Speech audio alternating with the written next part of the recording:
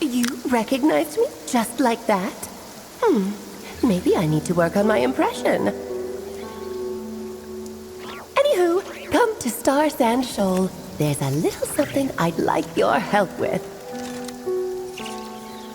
Well, it wouldn't be Clee's mom without a hefty dose of mystery, huh? Let's go see what this is about.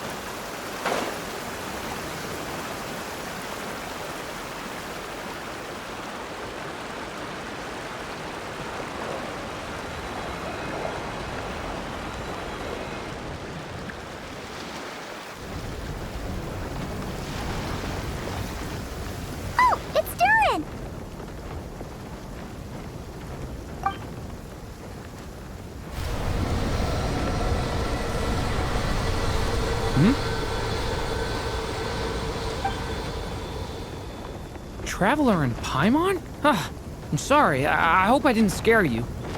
Oh, no, you didn't scare us. Just gave us a little surprise. Looks like you've gotten even more powerful now. I don't know. It just feels like it's gotten harder to control. I didn't mean to strike so hard. I'm so relieved you didn't get hurt. It's all good. We've had worse.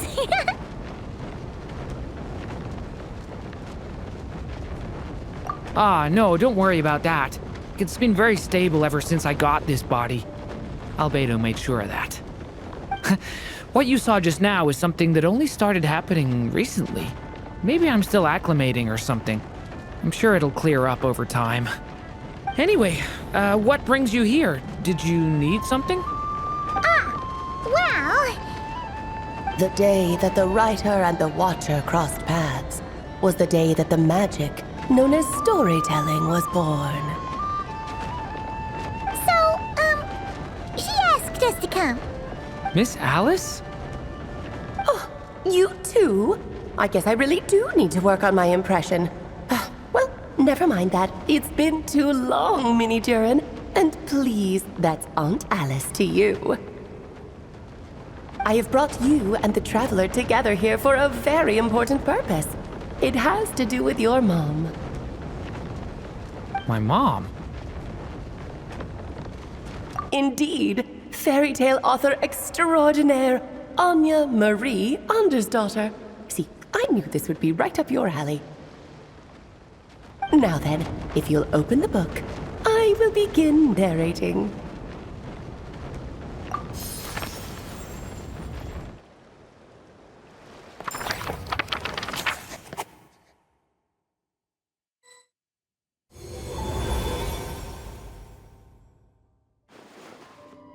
Whoa! What is this place? It reminds Paimon of Simulanka.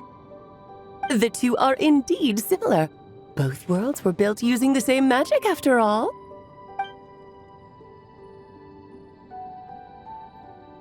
Aha! So it is Alice!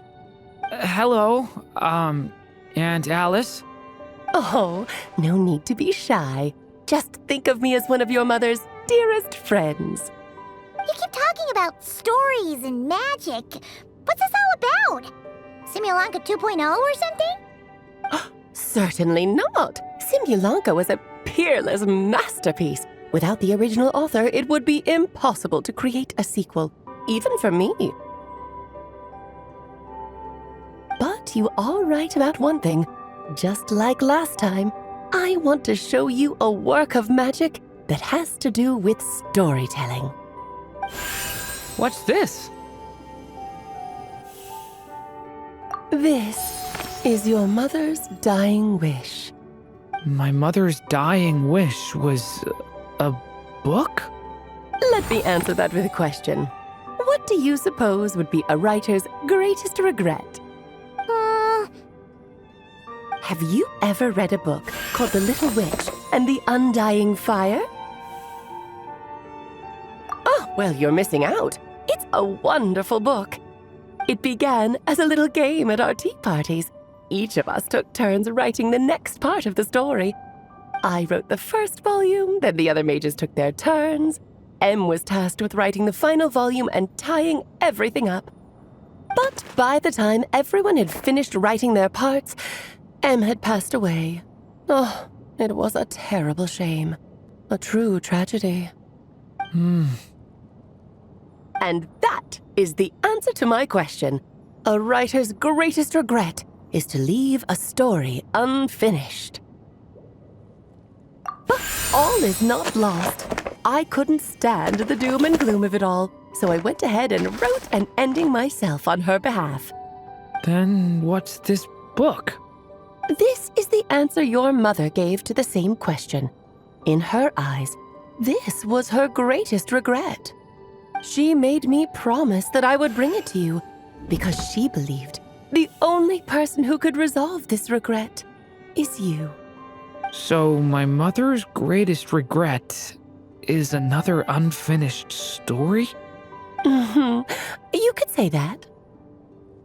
And I guess resolving the regret means finishing the story? That's one way to put it. Oh, is a straight answer too much to ask for? Her answer was quite the opposite of what I'd expected. But oh, how touching it was.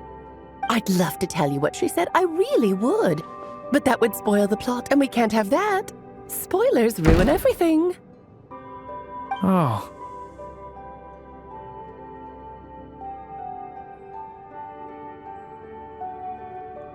Just think of this task as giving a story a much-needed ending.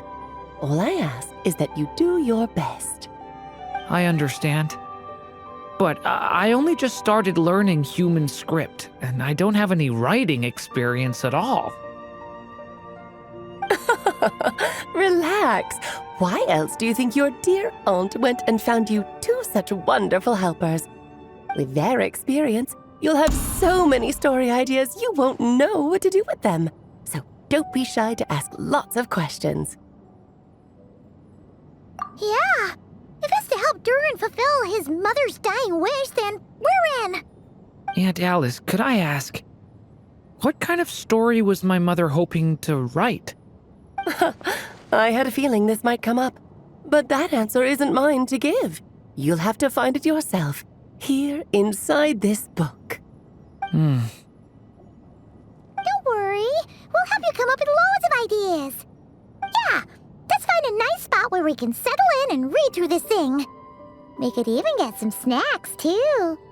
Oh, the actual process might not be quite the walk in the park you're imagining, Paimon. Why's that? Because when Em created this book, she borrowed my magic. In other words, it's not a book you can just pick up and read. It's a magical book. Its chapters are scattered through memories of the past. Gather them all, and the book will show you its secrets. So, where are we supposed to find these memories? Em left a trail of clues for each unfinished chapter. Follow the hints, and you'll find them. Oh, and when it comes to adding to the story yourselves, you'll need to use this. And this is... This, my dear little Paimon, is the ink Em left behind. Infused with a little of my own magic, of course. If you're planning on writing something inside the book, you'll need it. It's extremely precious, so be sure to use it sparingly. This is all that's left. So we need to search for the memories and keep an eye on how much ink we're using. Oh, it just had to be real wild goose chase, didn't it? Perhaps it's just another form of storytelling. Em was ever so creative when it came to things like that. Just think of it as a little challenge your mom left behind. Who knows? There could even be a mysterious prize at the end of it all. I don't care about that. This was my mother's dying wish. Whatever it takes, I'll find a way.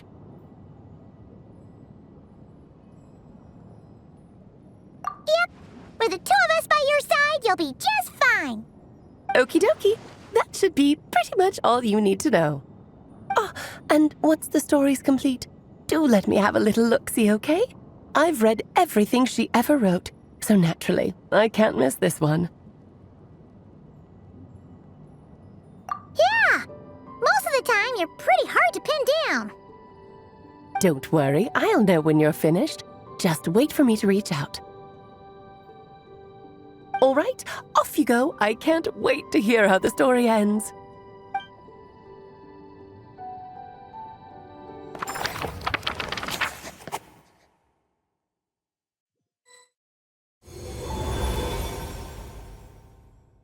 Oh, here we are again.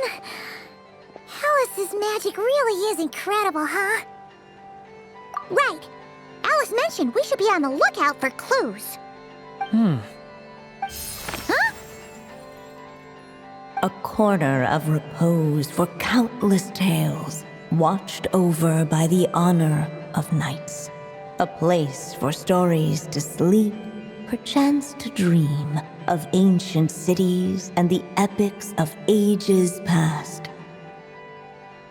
There, a witch once spent a sleepless night, and all to bring forth a story yet untold. Find the place I speak of, for it is where the seeds of this story lie. Was that a riddle? Where do you think this mysterious place could be? Hey, you might actually be onto something. Guess that means we need to head back to Mondstadt? I had a feeling that's where we would be headed. After all, it's where my mother was from, and I bet it's where she wrote this story, too. Yeah, that makes sense. Still, I feel bad about dragging the two of you along on such a long journey. Don't worry about it. We don't really have much going on right now, so we're all yours. Come on, let's go!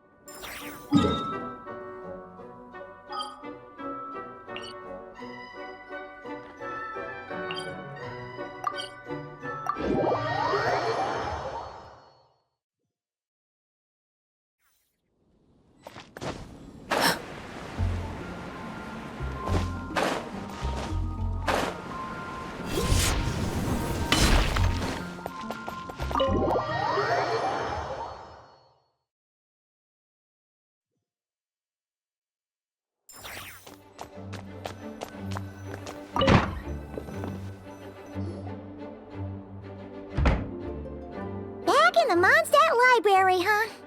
Talk about a trip down memory lane. So, we're supposed to find the seeds of the story, right? What do you think that means? Well, we're in a library, so it's gotta be books, right? But seriously, there's so many here. How are we supposed to know which ones we need? Making a racket in a library? You should know better than that. Lisa! Oh, sorry about that. Now, who do we have here? Ah, my golden-haired cutie. And my little horn cutie, too. Sorry, Miss Lisa. I know you taught me to be quiet in the library, but Paimon was just trying to help. Please don't be too hard on her. Well, it has been far too long since we saw each other, so I suppose I can let it slide just this once. Back when he first arrived here, poor Jean wasn't sure what to do with him, so I stepped in to lend a hand. I figured if I can handle a boy raised by wolves, then teaching one who's part dragon should be a walk in the park. Nice! Sounds like Durin was welcomed with open arms. Why, of course. Now, let's save the reminiscing for another time. I'm sure you're here for a reason. Did you need to borrow some books? It's kind of hard to explain. Maybe you could take a look at this. Oh?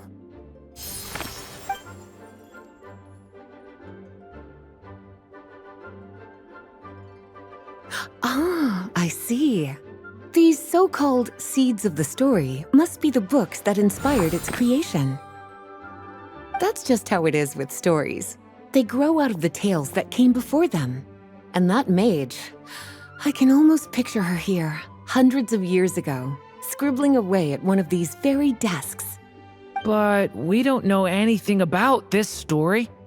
How are we supposed to figure out which books inspired it? As it happens, just before I found you here, I was looking into something rather peculiar. One of the knights reported seeing some books that weren't listed anywhere in our catalog. Stranger still, just as he went to reach out for them, the books vanished into thin air. And then a while later, while he was browsing through other shelves, there they were again. Seriously? That particular knight knows this library inside and out. I'd be very surprised if he was seeing things. Something tells me these might just be the magical books you're after. According to the report, there are 3 of these books in total. I'll be relying on you to track them down, cuties.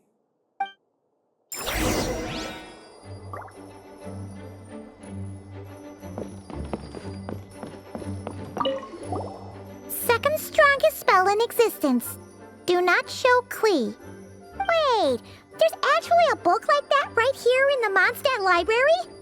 That title's just gonna make people even more curious. Huh. There's definitely something fishy about this one.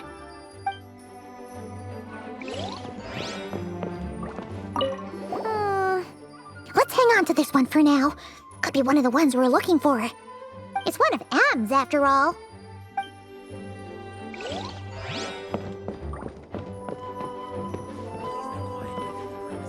An experiment log? Looks like part of the title's been erased. There's something seriously suspicious about this book.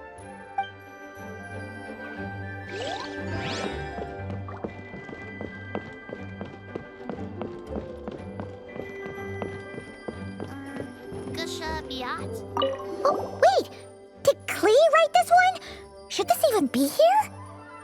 We better show it to Lisa.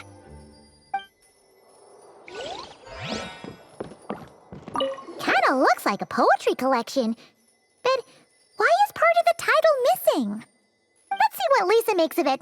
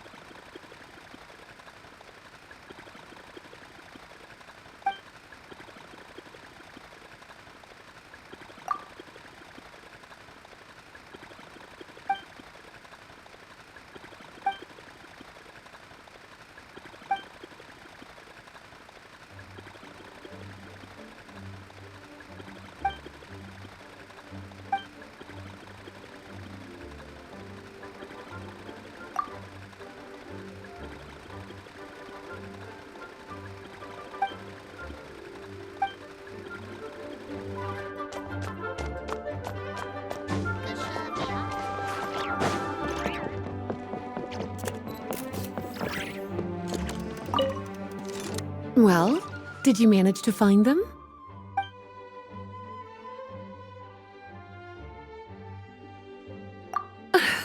Well, it definitely shouldn't be here, but I'd highly doubt it's one of the books you're looking for.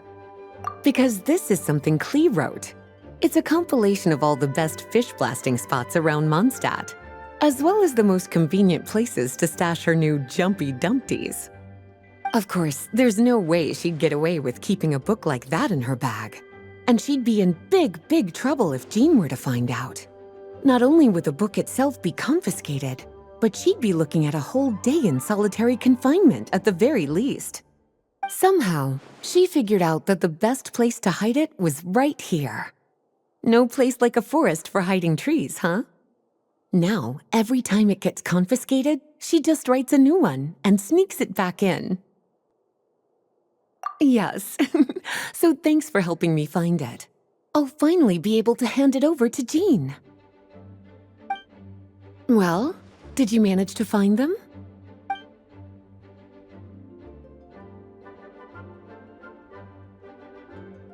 Yes, this is a restricted book, all right.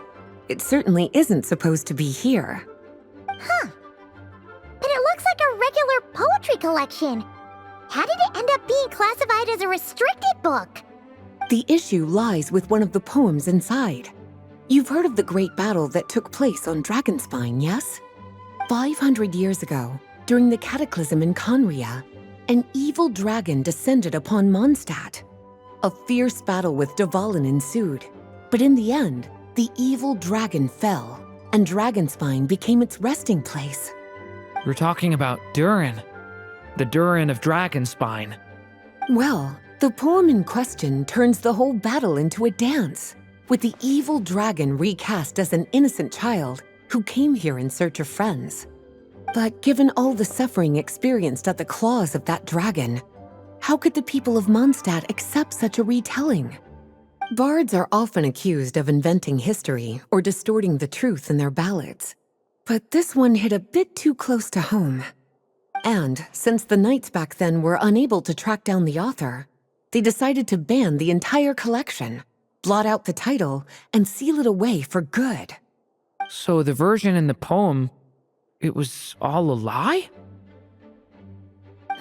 I'm afraid that question is something only the dragon himself could answer. Well, did you manage to find them?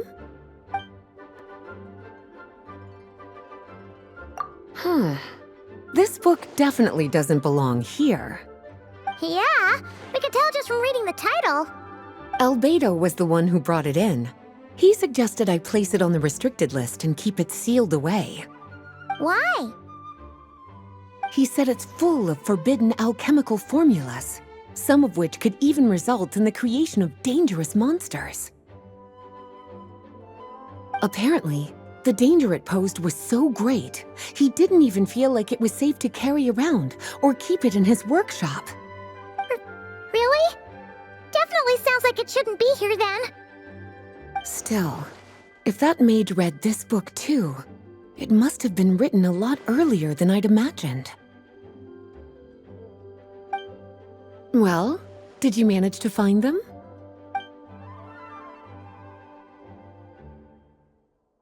Truly extraordinary, and certainly not the kind of thing that should be just lying around. In fact, Miss Alice gave strict instructions about it. So, it's some kind of book of spells? Paimon's guessing magic this powerful should be kept a secret. It's true. This book does contain one of Miss Alice's spells. But honestly, virtually no one could actually pull it off, even if they tried. The only reason it's even meant to be in the restricted section is because we can't let Klee get her hands on it. After Klee was born, Miss Alice advised us to seal it away. She even added that little subtitle herself. So, it's to keep it away from Klee, huh? Does that mean she could use it to cause even more mayhem than she already does with Jumpy Dumpty? No, that's not it. As Miss Alice herself put it, letting Klee see it too early would spoil the surprise. Well, would you look at that? Seems like these are the little troublemakers you're after. and all 3 just so happen to be forbidden texts. What kind of story requires reference material like that, I wonder? Forbidden texts? You know, the first time you mentioned that the library had a restricted section, I thought you were just trying to scare us. Are you saying it actually exists? Not really something you should be poking your little nose into, is it, cutie? Sorry. Seeing as it was Miss Alice who asked you to look for these books, I won't question the matter. But they'll need to be sealed away again once you're done, so don't forget to return them. Don't worry, Miss Lisa. I won't forget. Well then, that's all from me. After all that hard work, I think I've earned myself a nice cup of tea. All right, we've gathered all the reference books. What's next?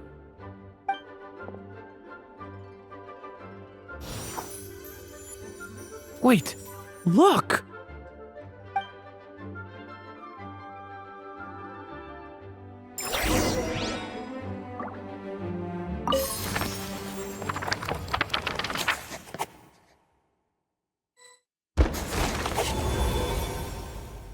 Long, long ago, an evil dragon descended upon the human world, bringing terrible calamity in its wake. Bravely did the people resist, until at last, the dragon lay slain. Later, a witch with a love for stories came upon the tale of the evil dragon, and for reasons she could not explain, felt a pang of sorrow on its behalf. For she knew, despite its body being born of wicked alchemy, all along, the dragon's soul was that of an innocent child. Right up to the moment of its death, it had no choice in becoming a vessel of calamity, nor could it fathom the cruel fate that lay before it. Though the witch had a love of stories, she was not pleased with how this one ended. No, that won't do, she thought. I'll write you a better ending instead. And so she set off to do just that, borrowing a little magic from her friend. With it, she wove a dragon's egg, resolving to rear a dragon child of her own. Yet long in thought she lingered, wondering what kind of world her little dragon ought to behold upon waking.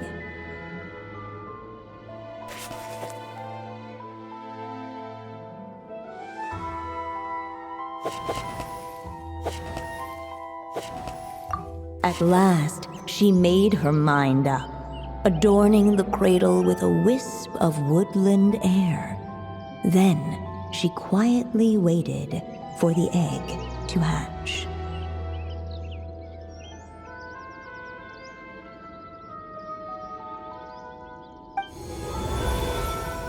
Whoa! We're actually inside the story! This must be Aunt Alice's magic. Yeah. A story about me? Why don't we just see where the story takes us?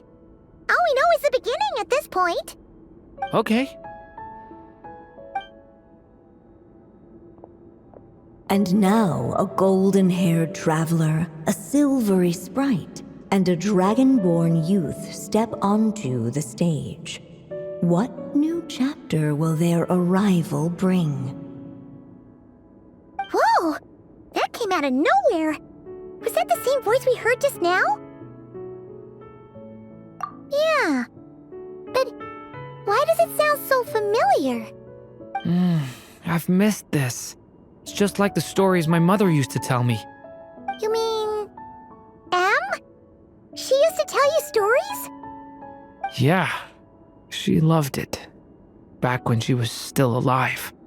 Sorry, we should focus on what we're here to do. So, now that we're in the story, What's next? The dragon youth wondered aloud. Yet all he could do was wait for the story to unfold. Of course, there's something to be said for helping it along. Perhaps a little exploration could prove fruitful. Oh, is that a hint? Yeah, I agree.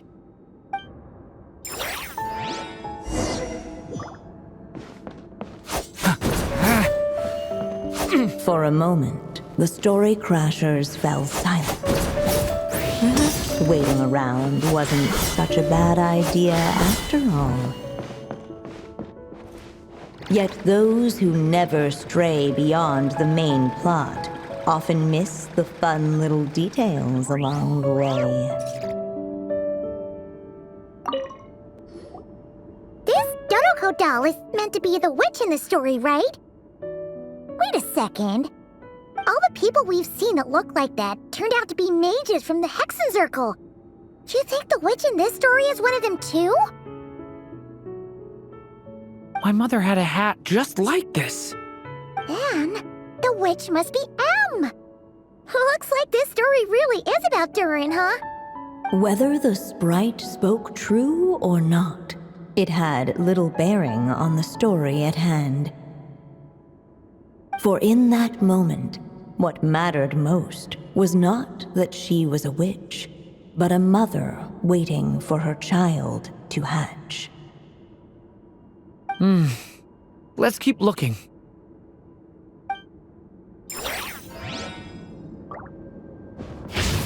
Watch out!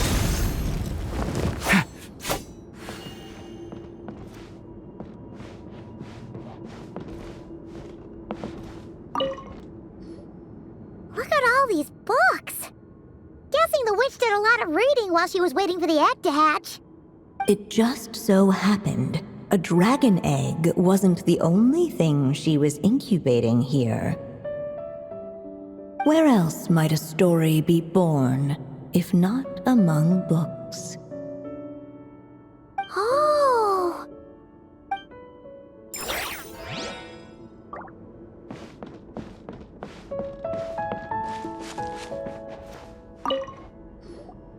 This must be the dragon egg, right? Looks like it's gonna hatch any moment now. So we've got a dragon egg about to hatch, a witch who loves stories, and that evil dragon we heard about at the beginning. Yep, it all adds up. This is my story, isn't it? Okay, so how are we supposed to help the story along? It feels like all we can do right now is wait. Apparently, it hadn't dawned on the group to look for a way to help the egg hatch faster. Oh, right! We're at the point in the story where we're waiting for the baby dragon to hatch, so that has to happen before the story can continue. With the flames at his command, perhaps the dragon youth might be able to provide the egg with sufficient warmth. What? You want us to roast the dragon egg? The silvery sprite's surprise betrayed her lack of reading. For in countless tales it is told that only by fire's embrace will a dragon's egg hatch swiftly. You kinda have a point there. Okay, I'll see what I can do.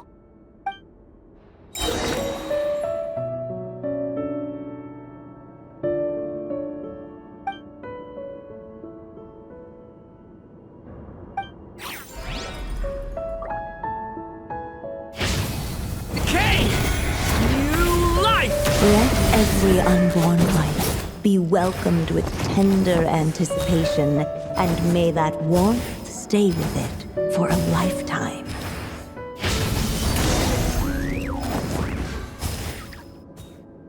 At last, under the witch's expectant gaze, the little dragon broke free from its shell. No living being has ever decided the moment of its birth. You were no exception, my child. I brought you into being because I willed it so, just like the witch who created that evil dragon. But I promise you this, your birth was wanted. You are loved, and you will have a different fate than the dragon that came before you. You've never told me those things before, but for some reason, I always knew. Thank you for bringing me into this world.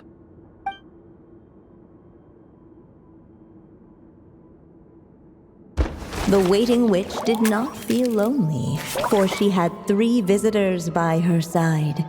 Together, they beheld the hatchling's first breath of life. Holding her dragon child close, the witch promised him a life unlike that of the evil dragon. And so, nestled in his mother's warm embrace, did the little dragon's story begin.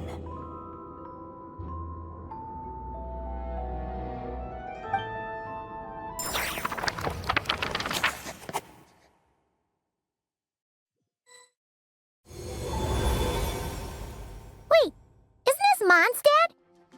Looks like we're back in the real world. Looks like there's more written on the page now and less ink left than before. So, does that mean we've completed this chapter? Yeah, but why does M seem to think that the story isn't finished yet? Durin broke free from the curse, came into this world with a new body, and even made a bunch of new friends. That already sounds like a happy ending to Paimon. True. Everything's always so mysterious with these mages. Guess all we can do is wait for more clues. Huh.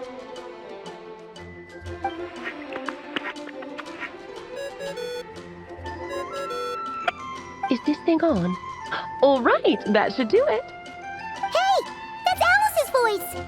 Hello there, children. If you're hearing this, you've stumbled upon the little recording I left for you. I thought you could use a few hints about how the book works. By now, I'm guessing you've already begun to leave your mark on the story. You should know, however, that the book needs time to absorb the ink, so the next chapter's clues won't show up right away. Wait, so even magic ink needs time to dry? The good news is, you can return to any chapter you've already completed and continue to explore the mystical, magical storybook world you helped create. Have fun, dearies. Toodles! Oh, man! Paimon was so ready to knock this out in one go. Maybe it's for the best. Sooner or later, we'll end up being whisked off to another world again, and if that happens, who knows when we'll be able to come back.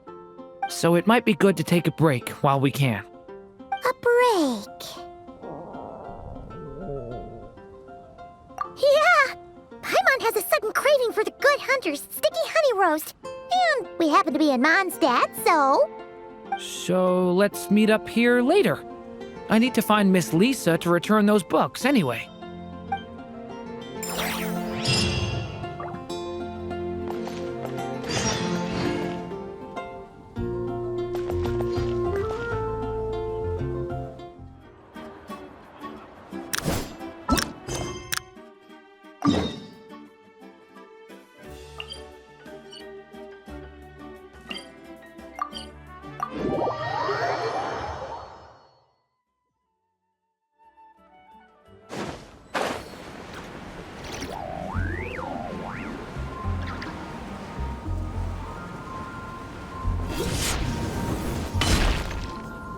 Hey, Durin!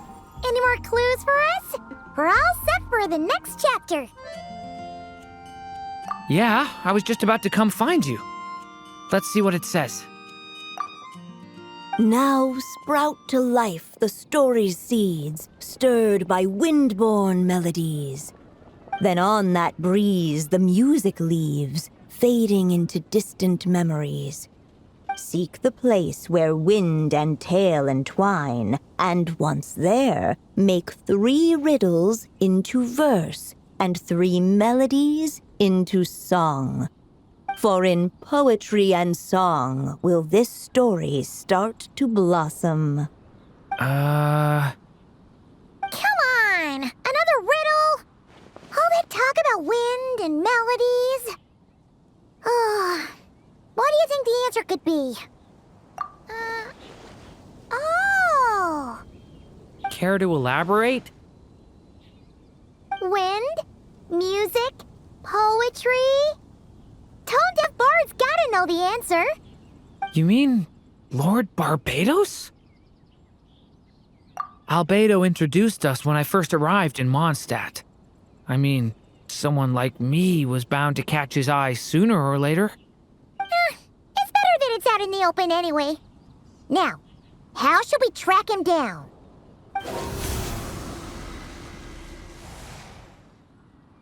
I'm pretty sure he's already caught wind of what's going on here.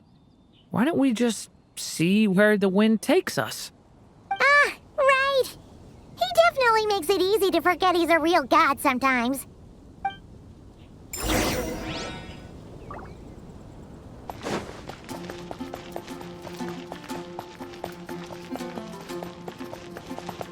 I'm gonna sing it one more time.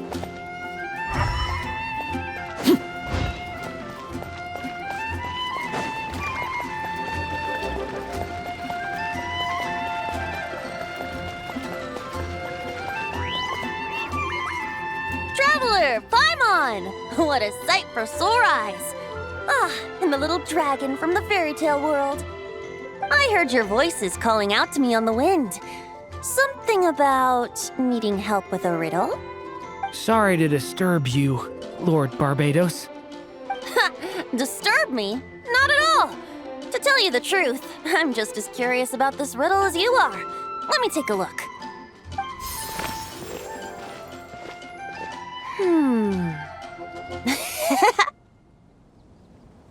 What is it? Did you figure out the answer? 3 riddles and 3 melodies. That sure takes me back. The answer you seek lies hidden in memory. Looks like running to Tone-Deaf Bard was the right call after all. Long ago, those mages came to Mondstadt, seeking to test their strength against mine.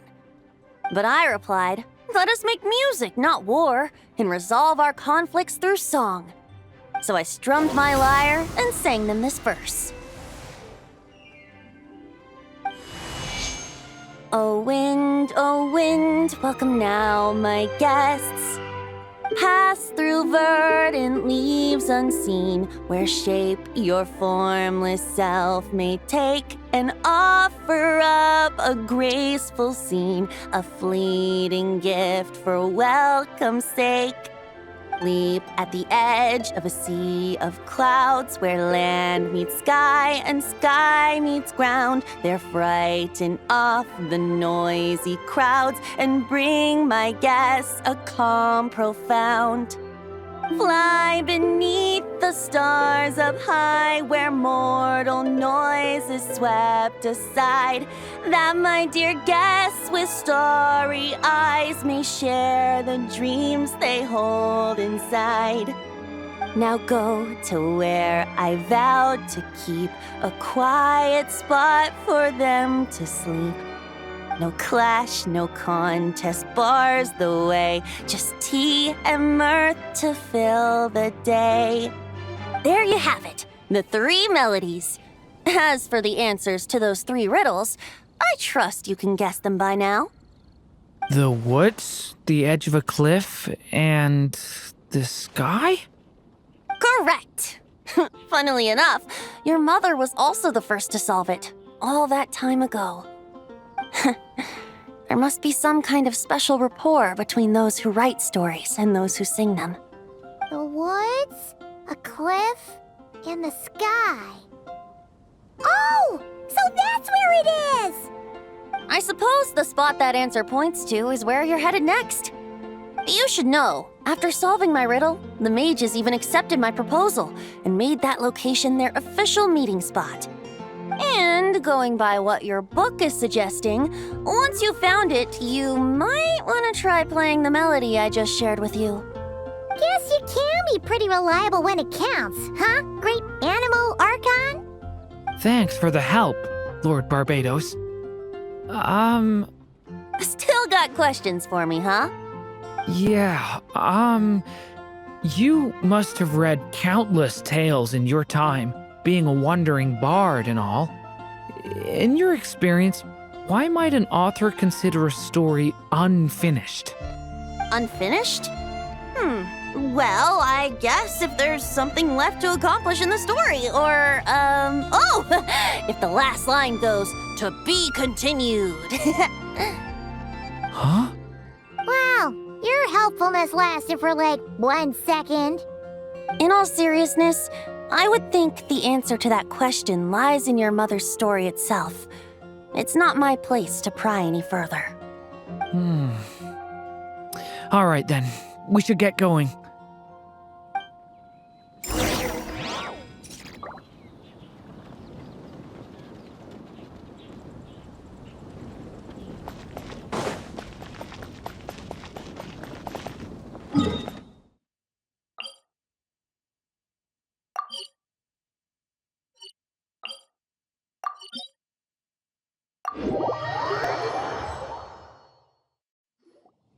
Okay, we're here! Now, we just need to play the 3 melodies, and we should be able to gather the memories for the next chapter, right? A musical performance? Huh. Out of all the things Miss Lisa has taught me, that's the one I'm worst at.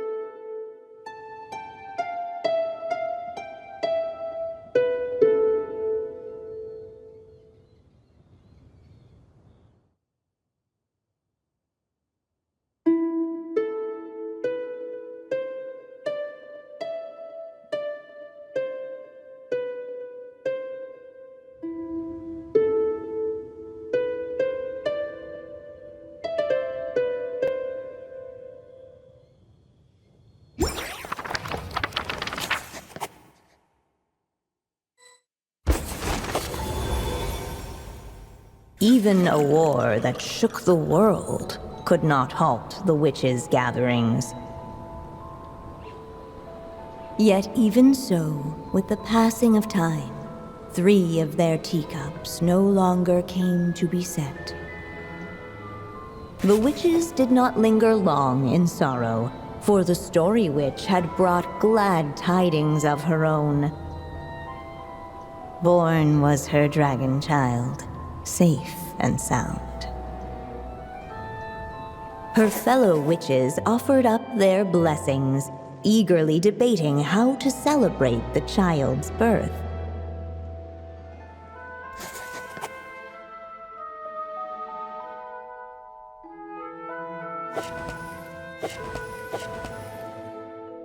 In the end, they settled on the most vibrant balloons they could find. After all, what could be more joyous than the arrival of new life? And so, the witches' gathering turned into a birthday celebration.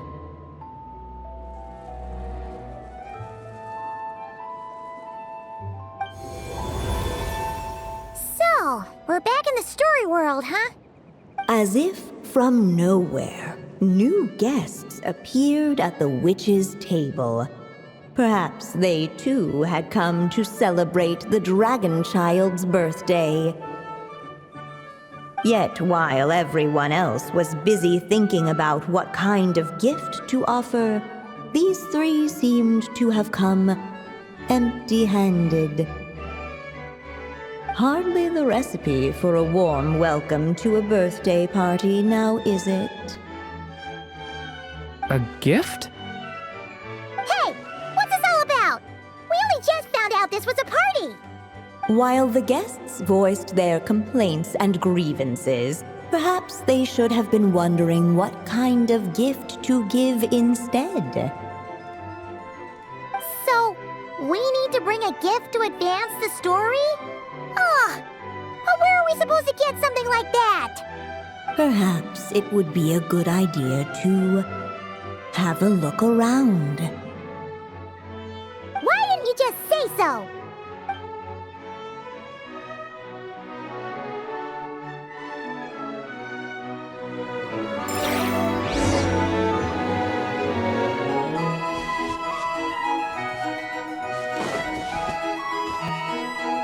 Hey, could we use these as gifts, maybe?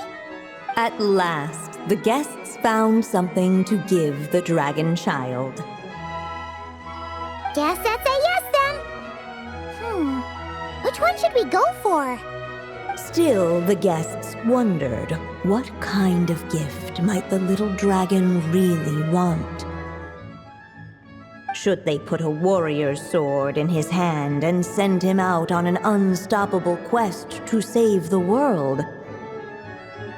Or perhaps a wandering hero's slingshot and the promise of a life of endless, uncharted adventure. Or maybe even a scholar's tome and the chance to take on all the world's unsolved mysteries. Okay. Wow. That's a lot of pressure all of a sudden. Oh yeah! Technically, we're actually picking a gift for you. So, which one would you prefer? You want me to choose? Wow, this feels kinda special. How come? For as long as I can remember, I've spent most of my time living in the stories my mother created. I always thought my mother had everything written out for me already, just like the toy figures in Constellation Metropole. What I wanted to do with my own future. That's something I've never really thought about. What did I want back then? This is the first time I've ever asked myself that question. Sounds like this is the perfect opportunity to answer it then. It's been a while since you left Simulanka, and after everything that's happened, it might be about time to start thinking about your future. Then let me give it some thought.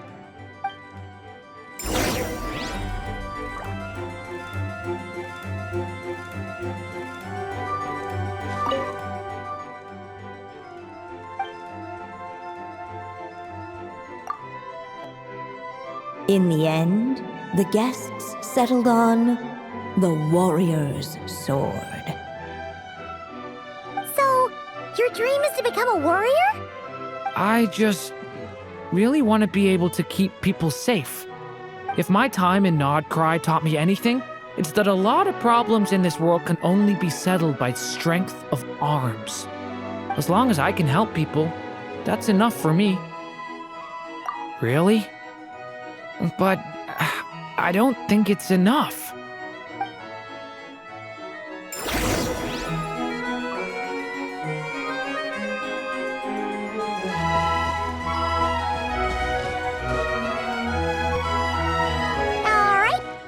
Let us in now that we've got a gift, right? Hello there. Brought a gift this time? The newly arrived guest presented his gift, wishing the little dragon a future as an indomitable warrior. Accepting the guest's blessing, the Story Witch invited him and his friends to take their place around the table.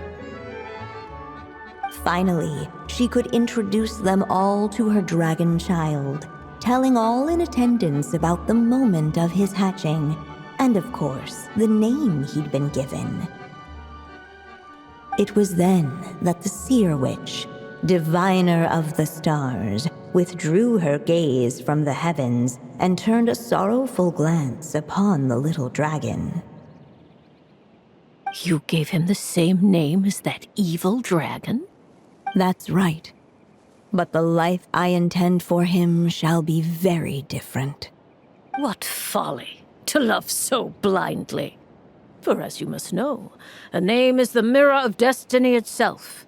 He who bears an evil dragon's name must also inherit the fate of its previous owner.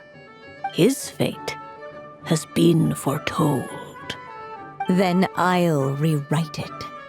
The witches at the table fell silent, for they knew the seer witch's words had never once proven wrong. Yet, just as clearly, they recognized the story witch's resolve, for there is scarce a force in this world more fearsome than a mother's love. At last, the merry witch stepped forward, dispelling the uneasy silence. So be it. Then we'll all lend a hand. Together, we shall rewrite this child's fate. You mean to defy one of the fundamental rules of this world? I refuse to be shackled by such rules. Besides, this is a witches' gathering, is it not? What could be more fitting a subject for this occasion than to defy them? Oh? Sounds like an interesting experiment. I suppose, were we to succeed in this endeavor, we might bring a touch of wonder to this otherwise dreary sky of stars. The merry witch finally talked them all round, just like she had done many times before. Warm and strong as the sun she was, so much so, in fact, that those who her light shined down upon had no choice but to bask in it. And so the witches readied their gifts, 3 marvels of the cosmos. For this child, I shall decipher the ravings of the heavens and lay bare before him the trickery of fate. For this child, I shall leave a formula powerful enough to unravel the very origins of this world, that he may seek another solution for the conundrum of his life. For this child, I shall call upon wondrous magic to make possible his impossible wish. All the story witch had was the pen in her hand, yet with the love that flowed from it, she resolved to bring forth a marvel of her own. For this child, I shall leave behind the last story I will ever write, and with it, a path to an ending yet untold. With the witch's blessings given and received, the little dragon's fate at last began to turn. In the midst of the dragon child's birthday celebration, the seer witch proclaimed her prophecy. The child had been given the evil dragon's name, and with it, the burden of its fate. But hearing this, the story witch vowed to rewrite it all, for such was her love and resolve. And so the other witches offered their gifts in turn, marvels as rare as any in the cosmos. Together, they sought to test one of the fundamental laws of this world, in part to support a mother's love, and in part to sate their own curiosity. Oh, and I almost forgot. Our new guests came bearing blessings of their own. Who knows? Perhaps this extra bit of courage might be all the little dragon needs to change his fate.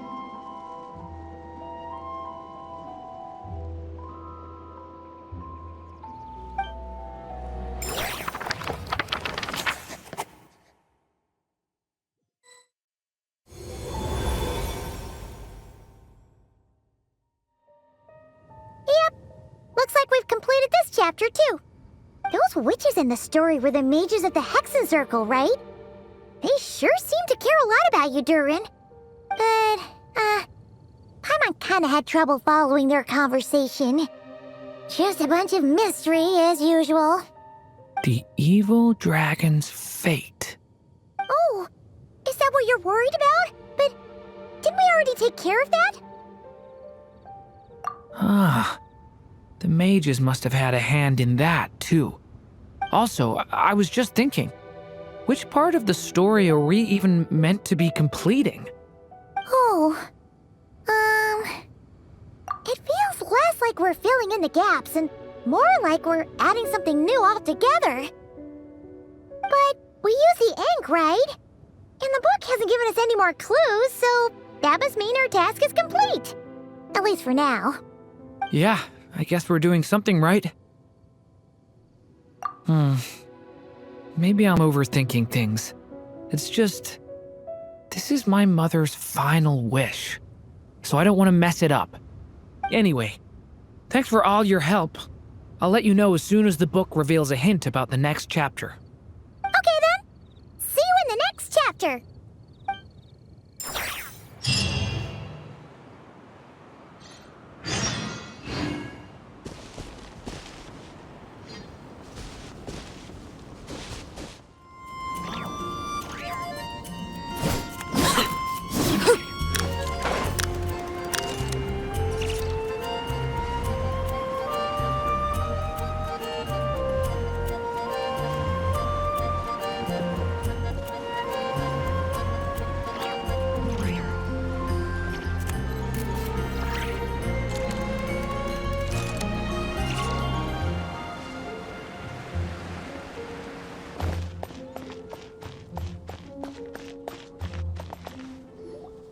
Some say the god of fate calls the outcome of every dice roll before it's even made.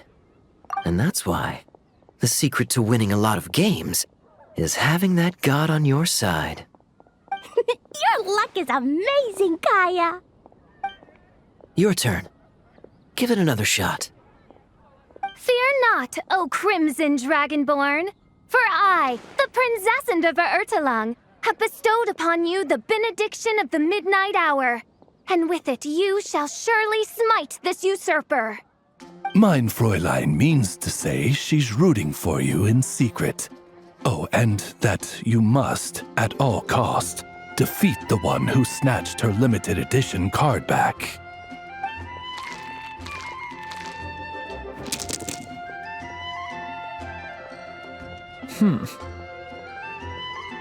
I'm not too sure if that counts as good luck or bad.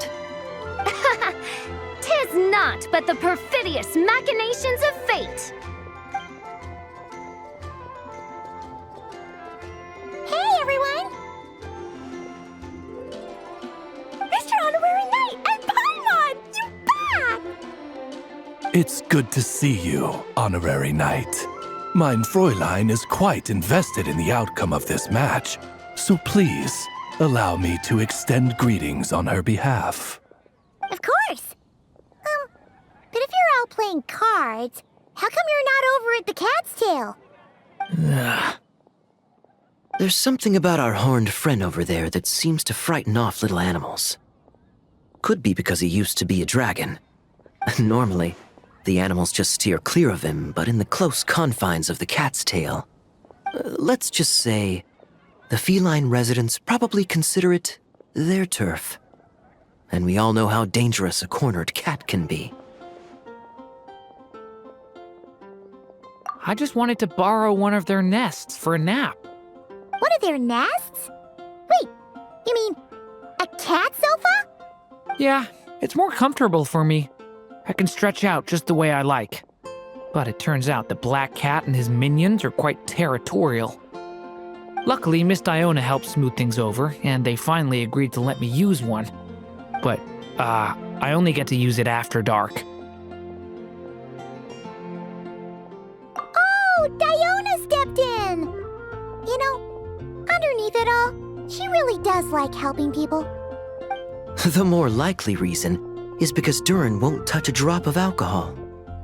As far as Diona's concerned, that pretty much makes them two peas in a pod. It's a shame, really, considering everything Mondstadt has to offer in that regard. Mondstadt's alcoholic drinks are a bit too much for me to handle right now. But maybe someday. There's no need to force it. Who says you have to drink just because you're in Mondstadt? Yeah, it's just, I'd really like to make some more friends, so I need to learn how humans socialize. I guess alcohol is usually involved, though. But that's why I started learning how to play Genius Invocation TCG. It's also a kind of social activity, but it doesn't involve drinking. And I've been lucky enough to receive the guidance of the Prinzessin de Verurteilung herself. Exactly! Who needs alcohol when you can make friends playing card games? Speaking of which, need any tips from the master over here? You'll wipe the floor with that opponent of yours. Paimon guarantees it. Unfortunately, with the luck he's having, not even that legendary card master from Sumeru could turn things around at this point. Yeah, that last roll wasn't great. But who knows? Maybe you'll have better luck next time? He keeps getting the exact same roll over and over.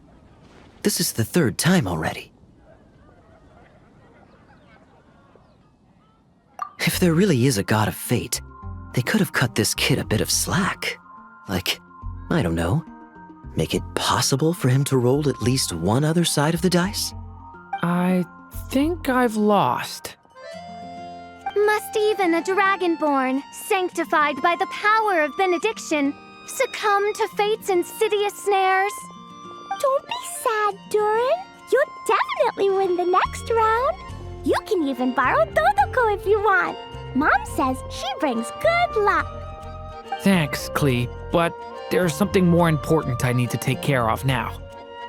Oh, okay. So, the book's given us another hint, right? Yep, and I think I've guessed where we're headed this time. Come on, follow me.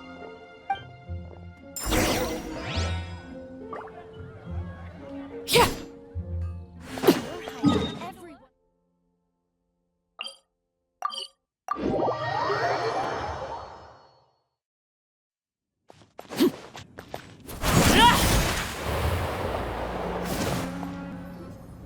In what sort of castle might a storybook dragon dwell?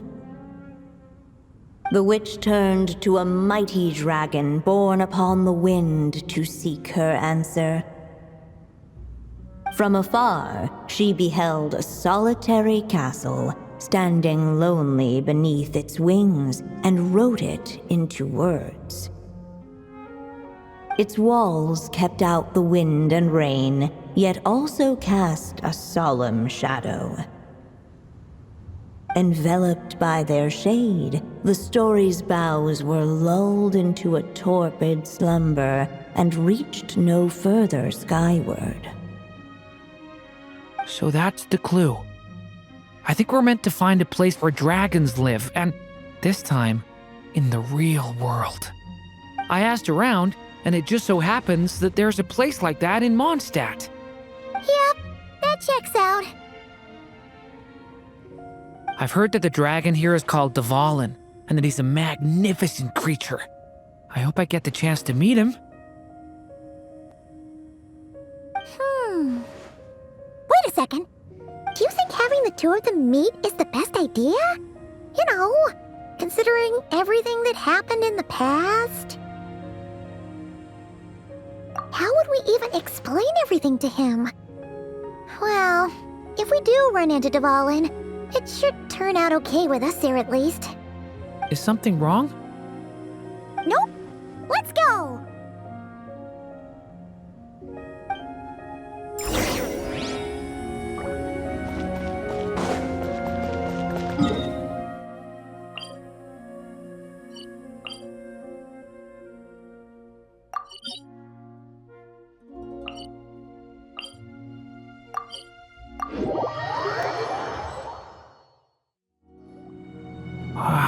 So, this is where Dvalin lives?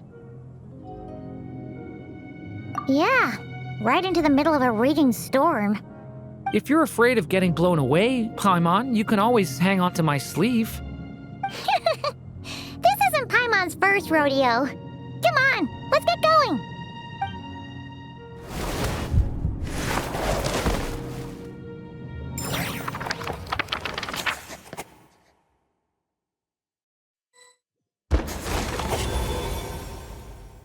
The little dragon grew with each passing day, and the Story Witch, who loved him dearly, built him a big, beautiful castle. Yet in the end, she herself succumbed to time's merciless march, setting forth on a journey to a place beyond even the stars. All of a sudden, the little dragon found himself alone. He tried leaving the castle to make some new friends. But already he had grown the claws and scales of an evil dragon, just as the prophecy had foretold.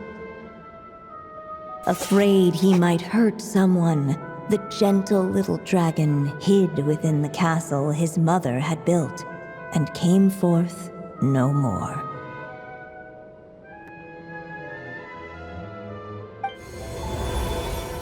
Huh. Looks like we're back in the story world. And from the sounds of it, this chapter must be about Simulanka, right? Yeah, like the fairy from the Forest of Blessings, the king of Constellation Metropole, that cat lady who turns into a box. Ah, yep. That will be Nilu, Navia, and Kirara. Oh, and there's Hat Guy, too. Only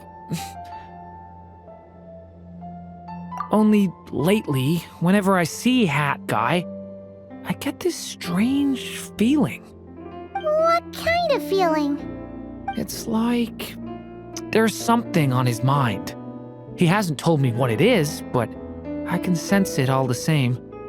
Well, he's always been kind of broody.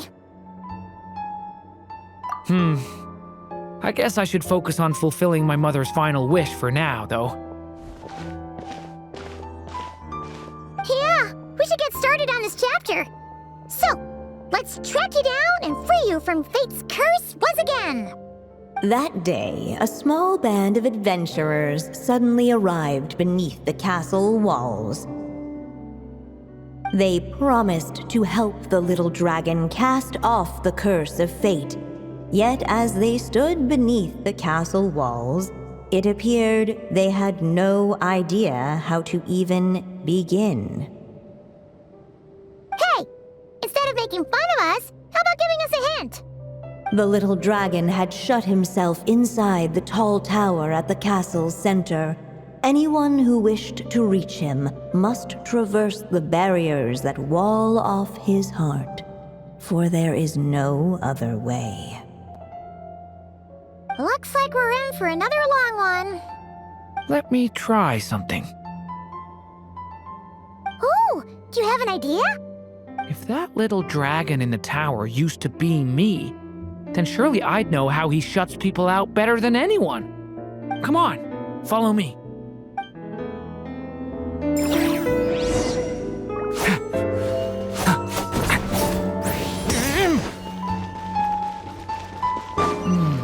That telescope. I've seen magical tools like that before.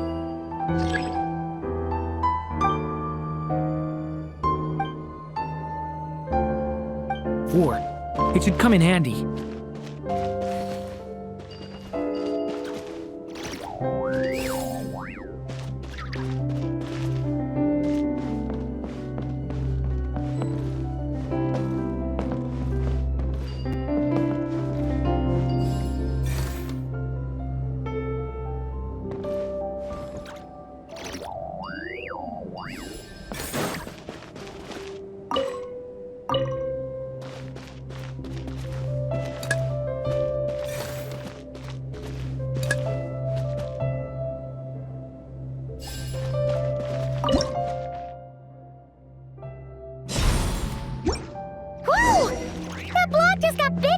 We can get past the obstacles ahead by using these blocks to jump upwards.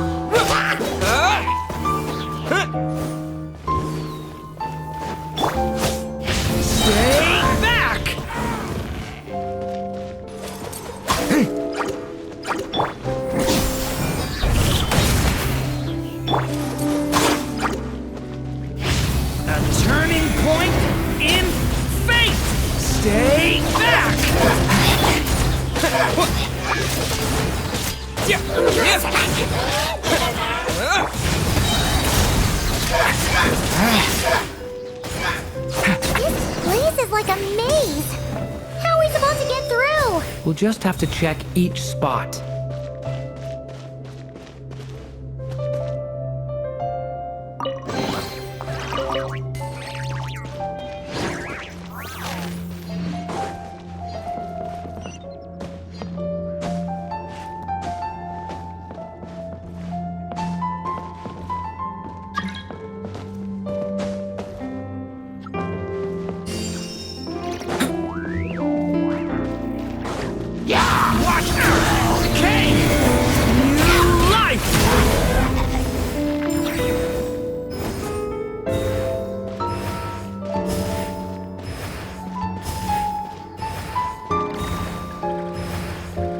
Be able to use this block somewhere.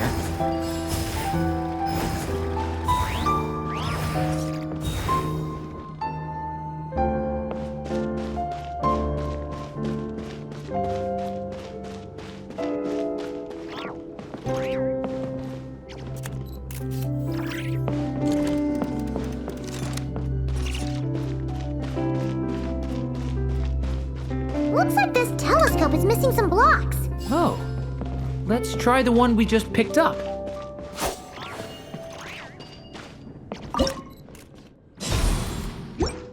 Still not enough. Guess we'll have to keep searching.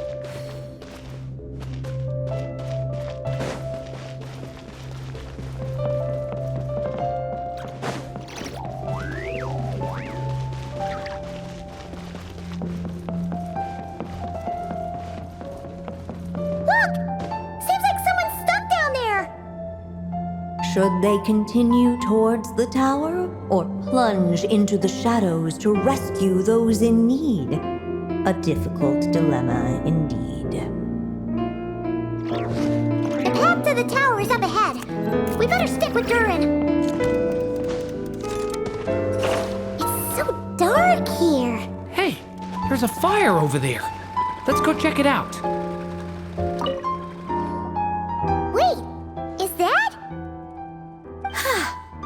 A little pixie that can fly.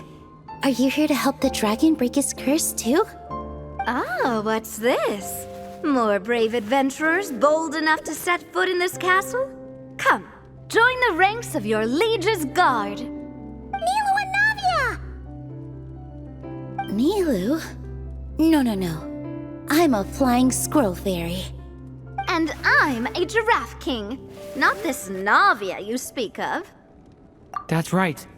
Oh, and don't forget Catbox Lady. Are you friend or foe? Friend! Definitely friend, Miss, Catbox Lady? Yeah, Simulanka is a big part of Durin's story. So, guess it's no surprise the people we were with there would make an appearance. Okay, I think I get it now. Flying Squirrel Fairy, Giraffe King, Catbox Lady, please follow me. The shadows cast from the high walls of the tower were manifestations of the dragon's loneliness, barring the path of any visitor who wished to be his friend. The group of brave creatures sought to aid the little dragon in lifting his curse, yet without light to lead the way, the group was trapped, waiting on a miracle. These shadows are blocking our path. It seems like the little dragon is afraid to meet us. If only we had more firelight. But you three don't seem to fear these shadows. Why? Because I carry more than enough firelight for all of us. Besides, even though we're here to complete the story, who says it can't look a little different this time? Before I met you all, I was so sure I'd never make a single friend. I pushed away anyone who tried to get close, until some kind of miracle brought you to me. This time, allow me to return the favor. I'm not sure I followed all that, but you want to help the little dragon break his curse too, right? Yes, so please, come with me.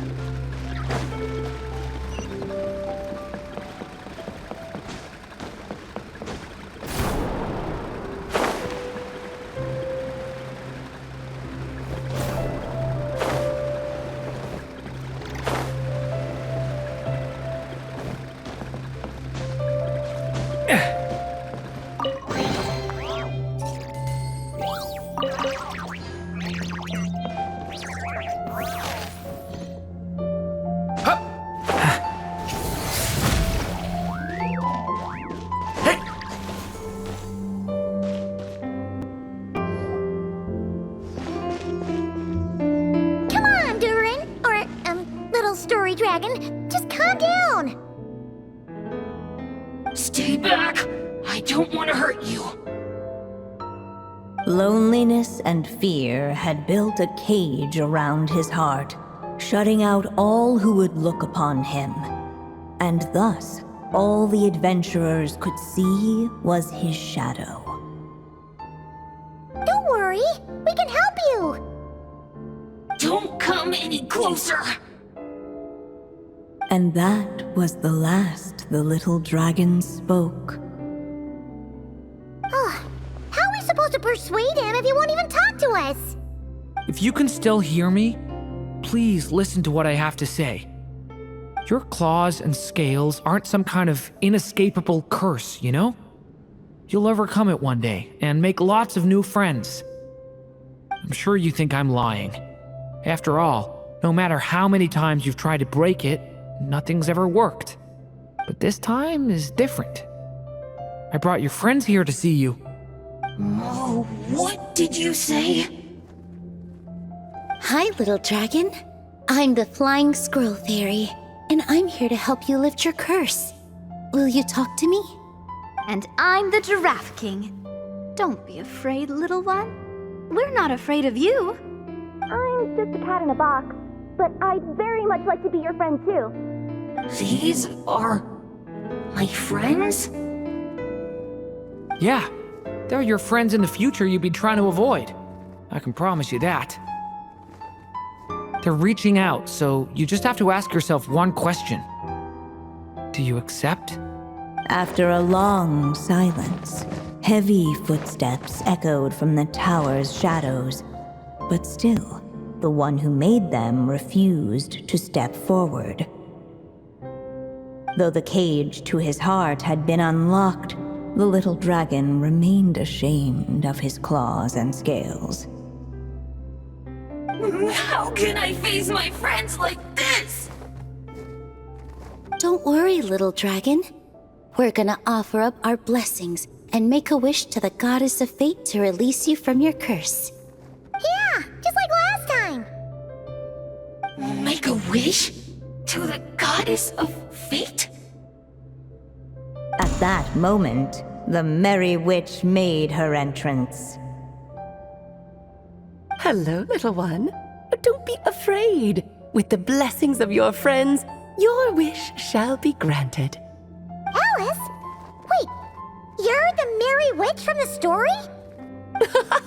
Correct. It is I, the Merry Witch, creator goddess of this realm. And it just so happens the goddess of fate is none other than my dear friend, the Story Witch. I'm here to make good on my promise to lend her my second strongest spell. With this spell, she'll have the power to create an entire world. So naturally, granting your wish won't be a problem. Provided, of course, you receive your friend's blessings. But before we proceed, I must check something on her behalf. Little dragon, do you accept this blessing? I want to be your friend. So if you're offering, then yes, I would love to have your blessings. Were it not for the adventurer's blessings, this tale might have ended long ago. Thanks to them, another ending was now possible. Yet in that moment, they did not know if this blessing was truly a gift or just another trial in disguise. What? You didn't say a word when we actually needed a clue, but now at a critical moment like this, you turn up and start playing mind games? Another trial. Huh, that actually sounds about right. Be it the fictional problems of Simulanka or unavoidable conflicts in the real world, if you think about it, that's what they've been all along.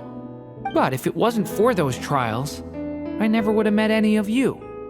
So, despite all that, I'd still like to give my blessings. That's the spirit! Come on, Durin! Let's help you make your wish come true again! On behalf of both my past and present selves, thank you, my friends. Fortunately, a brave band of adventurers heard tell of the little dragon's story. Determined to lift his curse, they fought their way through countless trials. To help him, they offered up their blessings and made a wish to the goddess of fate. At last, their wish was granted. Shaking off his scales, the little dragon stepped out of the tower's gloom. But his time in the world beyond the castle would soon teach him this gift would bring blessings and trials of its own.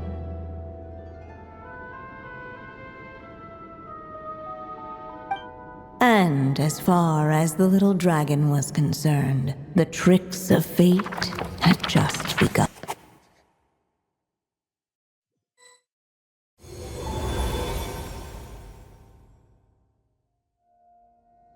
So, Durin's wish came true, just like it did before.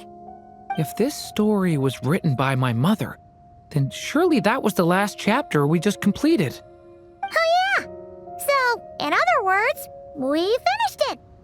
Looks like that's a wrap on Alice's task, and there's even some ink to spare.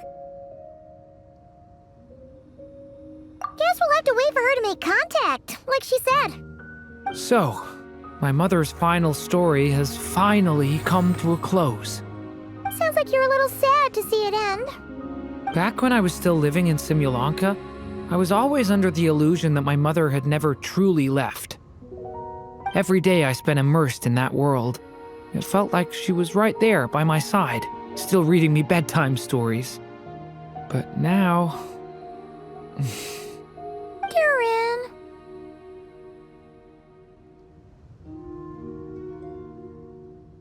That's right! And you've got so many other friends waiting for you back in Mondstadt. Yeah. Speaking of which, after all that flying around, Paimon's starting to feel hungry again. So, why don't we head back to Mondstadt? Perfect excuse for a big meal with the rest of the gang. Now that you've fulfilled your mom's final wish, a little celebration seems in order, right? It's just a pity we never got to see that big, beautiful dragon. You were really looking forward to meeting him, huh? He might not be here all the time, but Paimon's sure you'll get a chance at some point. All right, no worries. Anyway, since this feast is to celebrate me fulfilling my mother's final wish, I guess it should be my little treat. Pretty sure that's how humans do it, right? Nuh-uh. This one's on the Traveler and Paimon. Celebrating each other's achievements is what friends are for. Honestly, when it comes to who treats who, human rules are so complicated. See? He wants to be friends with you too. But the moment hasn't come. At least not yet. In any case, the story should have a better ending this time, don't you think?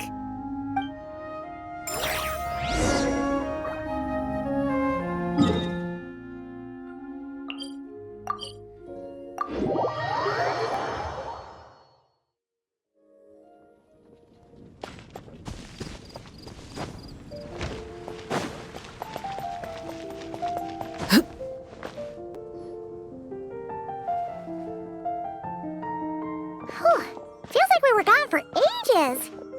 Hopefully, everyone's still here. So, your adventure was a success, huh? Want to grab a drink to celebrate?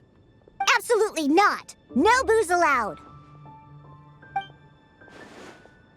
Mr. Honorary Knight, Durin, I want to hear all about your big adventure.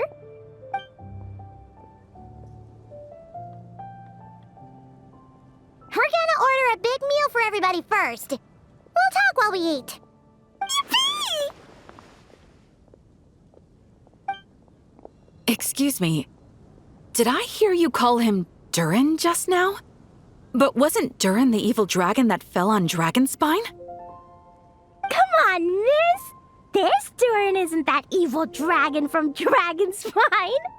Albedo said... well, it was kinda confusing. But anyway, it's super cool. Oh, Is this your first time meeting him, Marjorie? No wonder you're getting him confused. Still, even if you hadn't met him yet, shouldn't you have heard about him at the very least? At this point, pretty much the whole city has.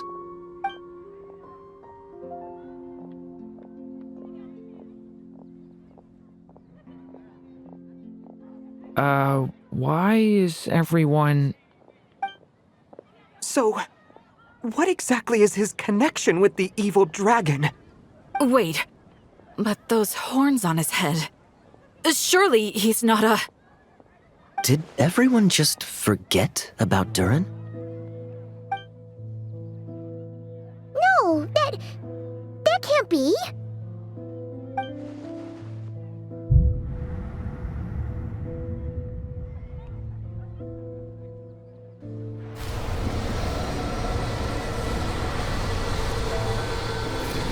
The tricks of fate had just begun.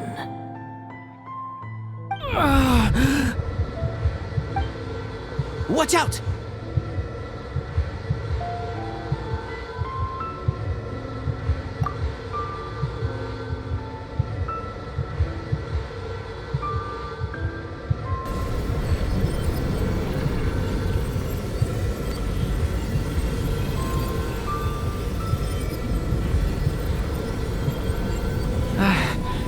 No one got hurt.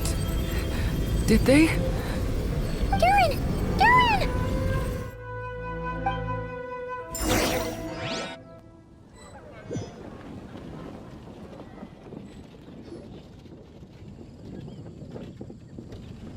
I just had Barbara check him over. He's not badly hurt, but he seems to have burned through a lot of energy fending off some kind of dangerous power. He'll need some time to rest before he wakes up. So, can someone explain what's going on here? It seems like, aside from Durin's close acquaintances, the people of Mondstadt have forgotten everything about him. How could that even happen? Worse still, the abyssal power within him is showing signs of extreme instability. Could be a separate issue, though. I'm not sure. If the abyssal power inside him spirals out of control, Mondstadt will be in grave danger. I completely agree. All right then. As acting Grand Master, I'll send a letter requesting Albedo's immediate return. Until then, the Knights will watch over Durin. That's pretty much all we can do right now. Also, allow me to look after this book for now. If you need to consult it, just drop by my office. Do you think the book might have something to do with what's happening? It's just weird that Alice still hasn't contacted us. Maybe we should head back inside the book and take another look.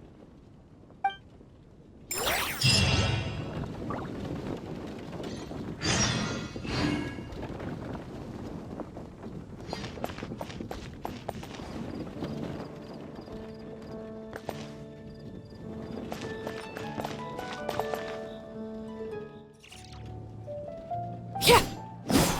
Where am I going to get the more? That doesn't...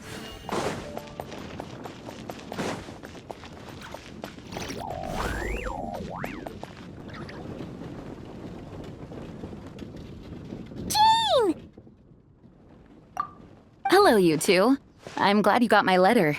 Durin's awake and waiting on the bench over there. I'm here if you need help. Just give me a shout. Don't worry about us. We'll be fine. Oh, hey, you two. I just remembered what happened right before I passed out. Thanks for holding me back. I shudder to think what might have happened if you hadn't.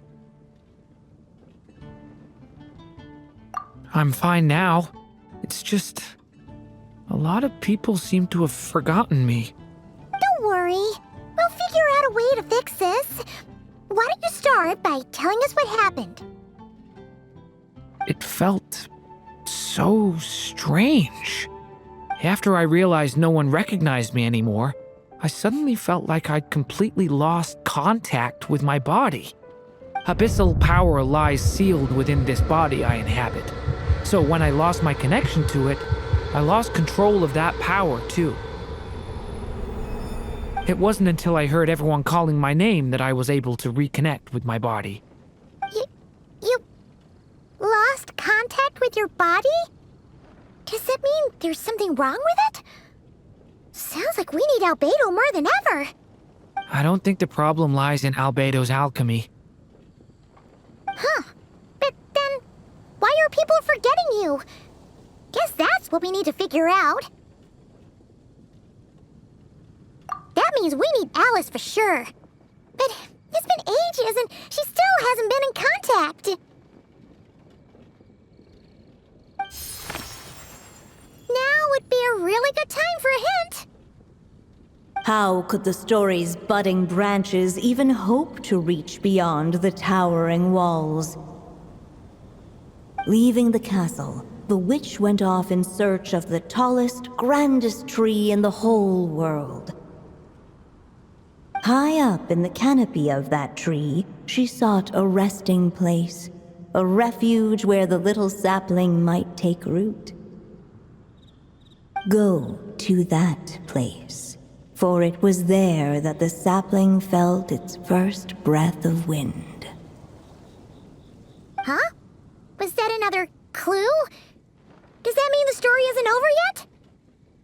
Leaving the castle. It just occurred to me. If this story is all about my own experiences, then wouldn't what happened after I left Simulanka be part of it too?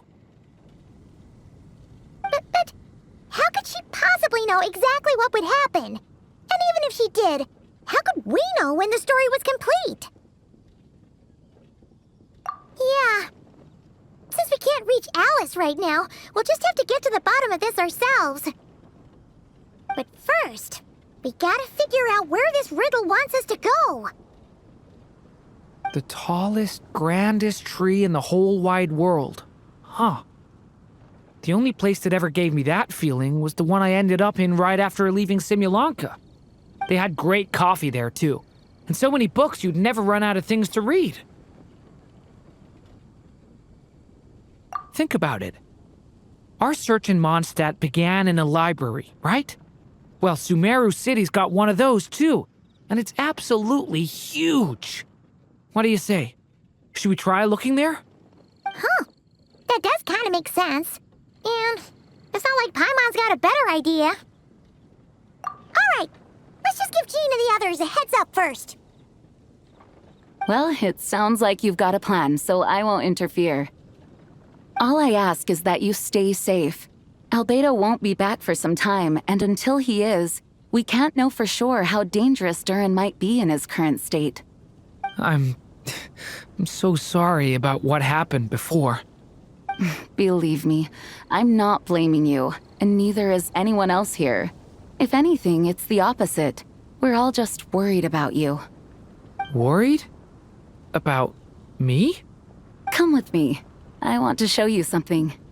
As soon as they heard you were awake, they all hurried over to see how you were doing. You all came to see me?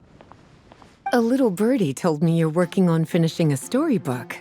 So maybe all those people losing their memories is just a plot twist, waiting to be resolved. Miss Lisa, you always seem to know how to put my mind at ease. Please, everyone, don't worry about me. When I get back, I'll find a way to complete my mother's story, and the one we started, too.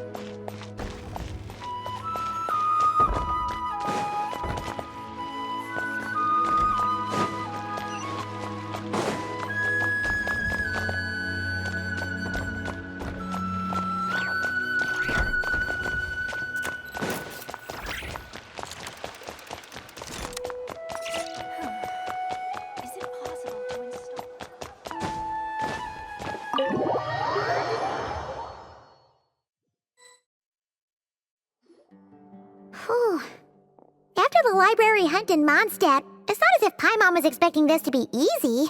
But this... yeah... this is something else. Where do we even begin? Even the clue this time seemed kind of cryptic. Yeah. Guess the best we can do is stay on the lookout for more weird things going on.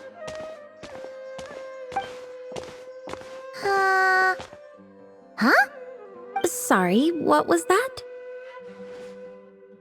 I'm here to return Volume 5. According to the catalog, Volume 5 of this series is not available for loan. I can't accept the return of a book that was never checked out in the first place. Let me put it this way. My copy is complete. Yours, on the other hand, is missing large amounts of content. So you should swap it for mine instead. Sir, you have to understand. Managing a library is a serious business, and we have protocols in place for this kind of thing. I can't just replace an important volume in our collection based on nothing more than your word. Hey! Look what the Wandering Tom dragged in! Oh, it's you. And, what is it you're doing here? I'm a traveling scholar, as you know. Isn't a library the most natural place for me to be? Well, the last time we saw you was all the way in Nodcry. Paimon just didn't expect to suddenly see you in Sumeru, that's all. There were some things I needed to come back and take care of. Some documents had gone missing, so I tracked them down, restored them to their original condition. And now, I'm here to return them. And considering what I'm planning to do next, it feels like a weight off my shoulders. What's going on with you, huh? You look like a kicked puppy. Hat guy. Ah, at least you haven't forgotten about me. What's that supposed to mean?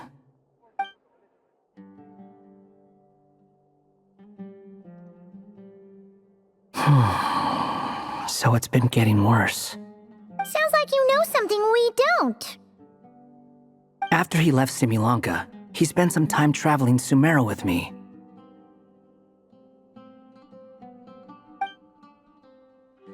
I was working on several texts at the time, and I stumbled upon something strange. Anytime Durin of Similanka was mentioned, before long, the record would disappear. Which means, all the remaining records on Durin are about the evil dragon that fell on Dragonspine. How did you even discover that? If I remember correctly, Hat Guy loved the time he spent in Similanka so much that he started writing a travel log. That's besides the point. The fact is, you're not affected by the ley lines of this world. I'm sure you can grasp the implications of what that means. His case is different from mine. It's more like the world itself refuses to accept his existence. It started with a few written records, but now, it sounds like it's spread to people who never met him or didn't know him well. At this rate, the whole world might forget him altogether. The whole world? But that includes all my friends in Mondstadt, and even Hat Guy, too. So that's what you've been worried about all this time? Why didn't you just tell me? There are more important questions right now, like figuring out how to fix this. That mage clearly cared a lot about her child. She left that book behind for a reason. If you want answers, isn't that the place to find them? You think that didn't occur to us already? Problem is, we need to find the memory that unlocks the next chapter first. Mind if I take a look? I just want to know what secrets this book is hiding. Besides, I've run into a bit of red tape, so I've got time. Of course. Be my guest.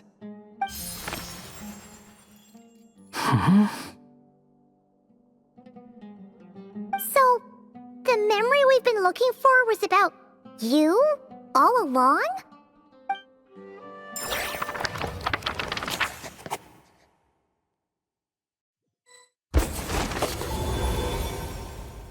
The little dragon became companions with a stray cat with dark blue fur.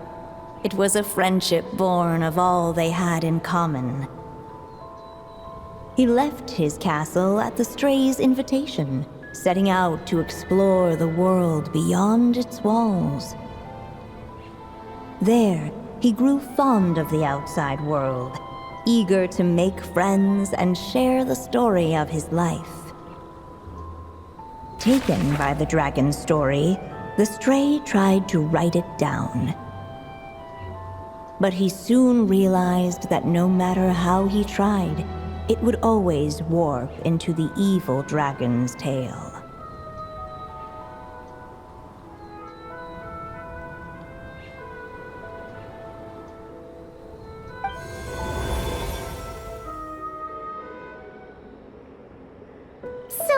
Is this the world where this chapter takes place?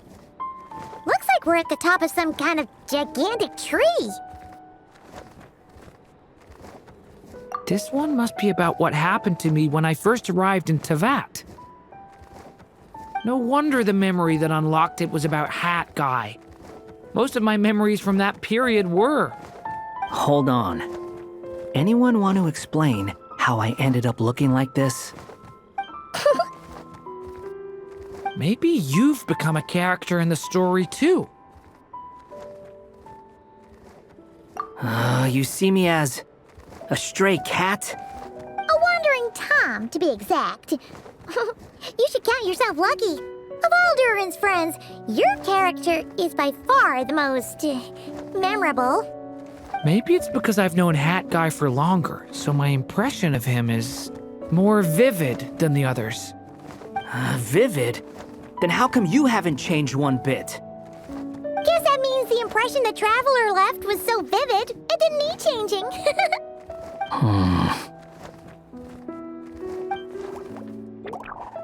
Hello, everyone!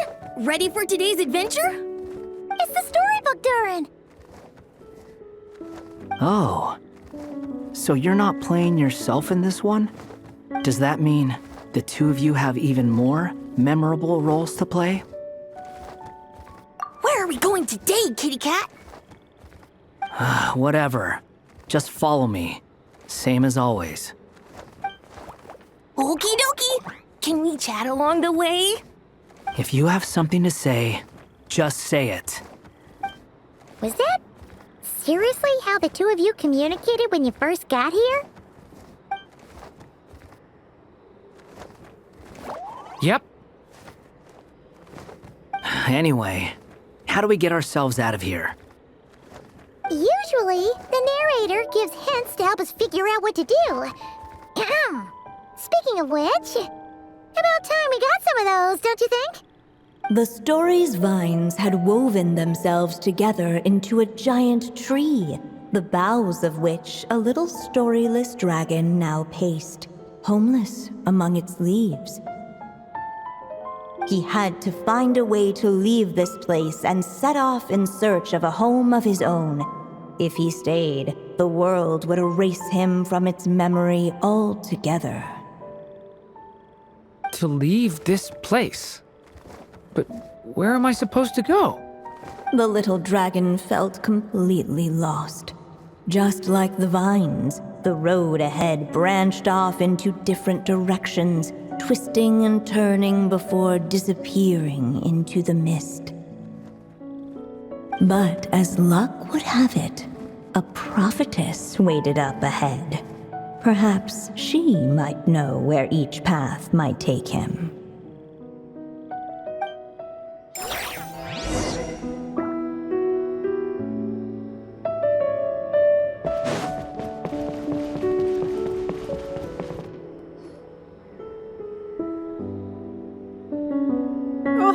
You must be the little lost dragon. It's true. My friends and I are lost. This meeting was no accident. The prophetess was in fact the seer witch, here to present her promised gift. The seer witch? Oh yeah! That's Mona's teacher, right? The old hag? Insolent child. I am the Seer Witch, your prophetess, not some old hag. Sorry! Now, little lost dragon, I have come to bestow the gift I once promised. A prophecy. A prophecy? Hear me now, for my prophecy is this. One day, the dragon from beyond the castle shall be reborn, and none may avert its coming. The wind took the prophecy and swept it off into the distance. And so, the little dragon was shown a path to wander. As far as I remember, once that alchemist from Mondstadt learned about the prophecy, he chose to stand with you against the evil dragon. So, what does any of this have to do with you being forgotten? Oh, wise witch of prophecy! Could we trouble you with another question? As enigmatic as she was elegant, the Seer Witch spoke no more, for her thoughts had long since returned to the starry firmament above. Just when we actually needed her. The Seer Witch was my mother's friend, so the prophecy she just gave should turn out to be helpful. Well, it's not like we've got better options. But if all we need to do is leave this place, which path should we take? Why don't we take a look around?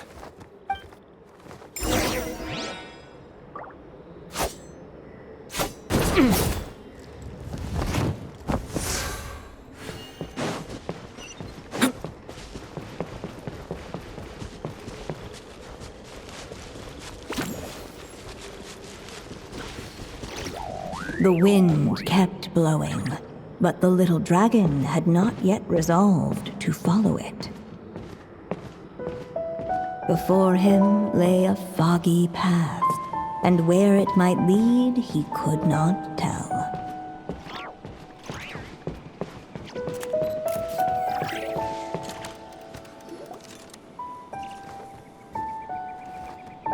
If we go this way, we'll be heading back to Mondstadt, just like we planned. Out of all the options so far, this seems like the safest, right? At least we know what happens next. He helps stop the evil dragon from returning, gets a new body, makes a whole bunch of friends, who all just forget about him. But you didn't forget, Hat Guy. I'm just saying, choosing this path wouldn't solve the main problem. You'd still end up being forgotten. Huh. I'm not against choosing this path. I just wonder what secrets it might be hiding. Let me think about it.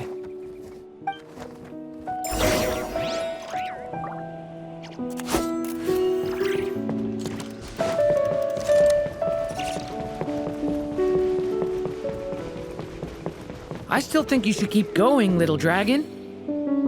If you leave the castle, you can accomplish something amazing and make a bunch of friends along the way.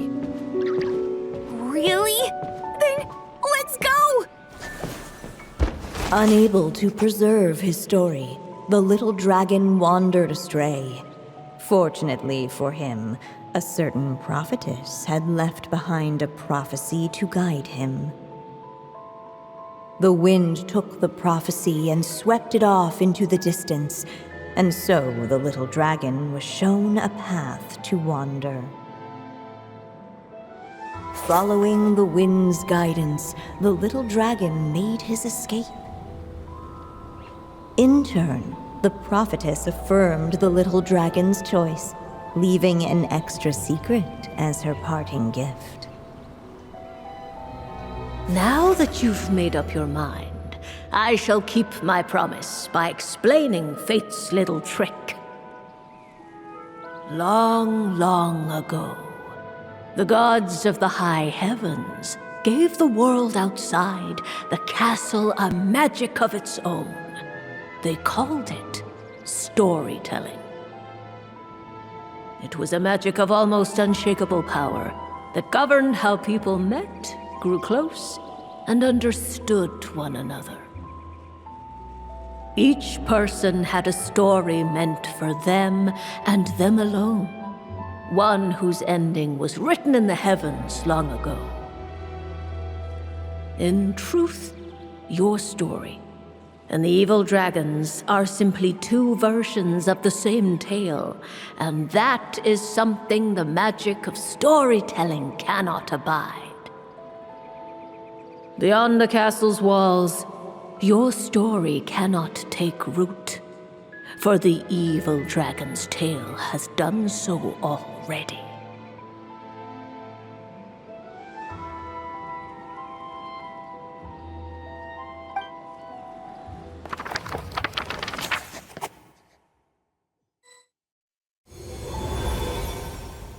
So, that was the secret?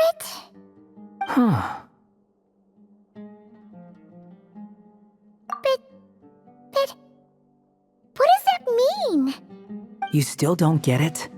Simulanka Durin and Tevat Durin share a special kind of connection. Their fates are mirror images of one another. While they were in two separate worlds, there may have been some mutual influence, but their fates were independent.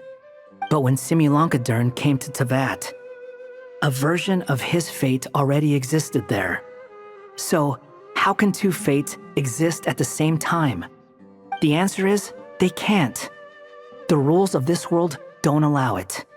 You can't return a book you never checked out in the first place. So, what's Durin supposed to do? Those mages seem to have come up with quite the ingenious solution.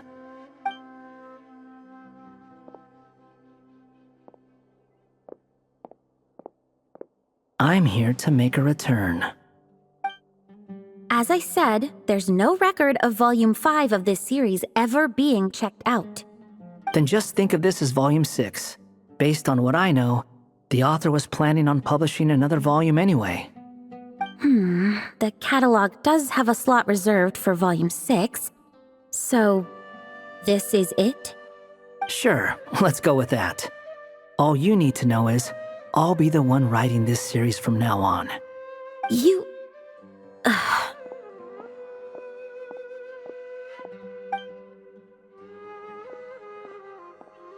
What are you up to this time? Remember the red tape I mentioned before? Well, I just took care of it. Now, I guess you'll be off to see your alchemist friend? It should be pretty obvious by now. He has the answers you're looking for. Well, we do have a whole bunch of things to confirm with Albedo, that's for sure. But didn't Jean say he'd be gone for quite a while? I'll join you. Just let me know when it's time to go. Hat guy? Don't sound so surprised. I'm part of this story too, aren't I? I'm just playing my role. Well, yeah. But it's not that. I just feel like you want to help, but something's holding you back. When I first realized you were being forgotten by the world, I thought it might be because you spent too much time with me. I even thought cutting our ties might be the only way to fix it. Why would you think that?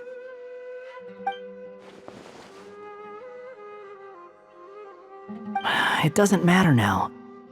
Judging from the answer this book has given us, I was probably overthinking it. Just as well, with the ley lines rejecting him like this, the people who still remember him are his only remaining connection to this place.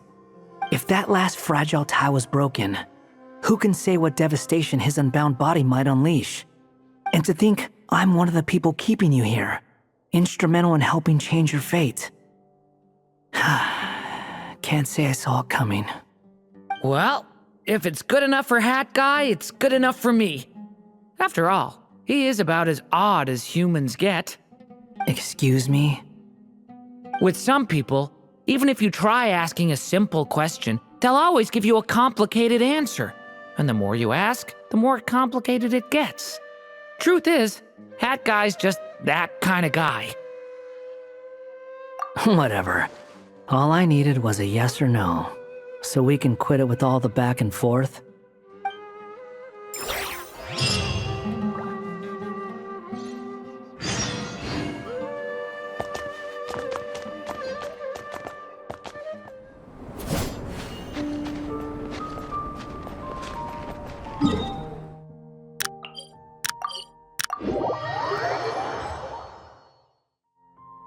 So this is the other Durin, huh?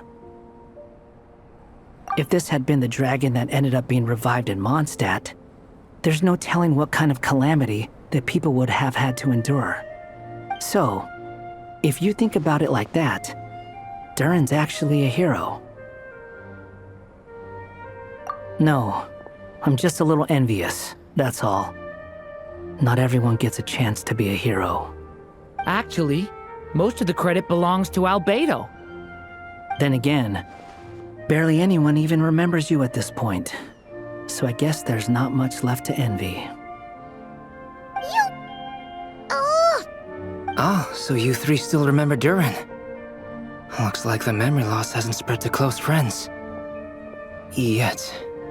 I guess that means my memory of you must still be complete as well.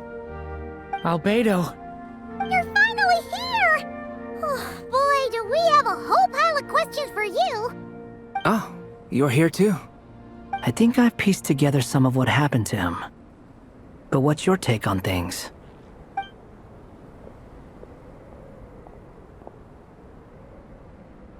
Master Jean filled me in on what happened, and I've got a few theories. But let's get on the same page first.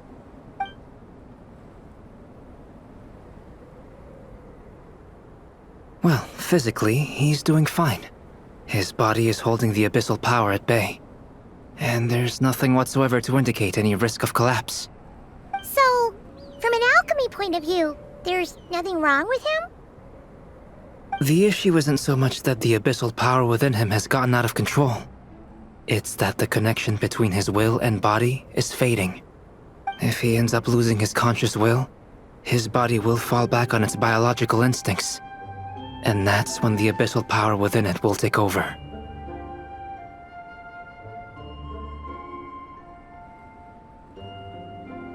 This book mentioned a witches' gathering. It seems like quite a few of these witches got themselves involved in Durin's case. Which brings me to my theory. Bringing fairy tale Durin into this world to replace the Durin on Dragonspine means using one Durin's fate to overwrite the others. But the power of alchemy alone would not be enough to pull off such a feat. It would have required the combined use of Miss Barbeloff's astrology, my teacher's alchemy, and Aunt Alice's magic.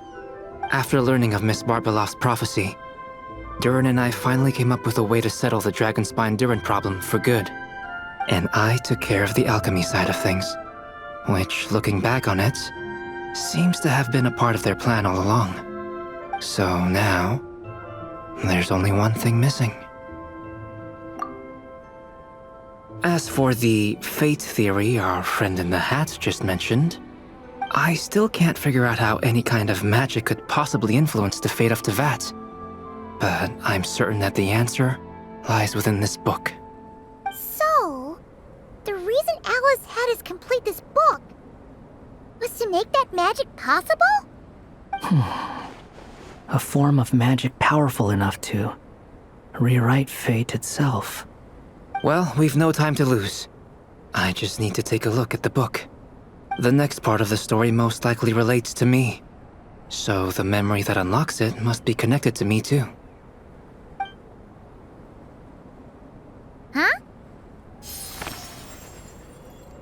The giant tree was home to a broken branch, the shape of its splintered arm aligning perfectly with the branch that had burst forth from the castle walls. Join yourself to that broken bough, for there you may take root at last, and henceforth bask in the sun and rain of the world beyond the castle. But first, fetch the stickiest clay and let it bind the scar of the break. I see.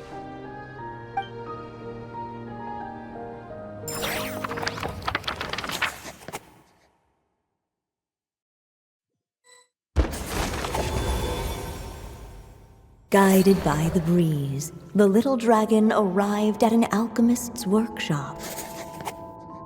There he was greeted by a clay figure, a child molded by the Sage Witch's hands.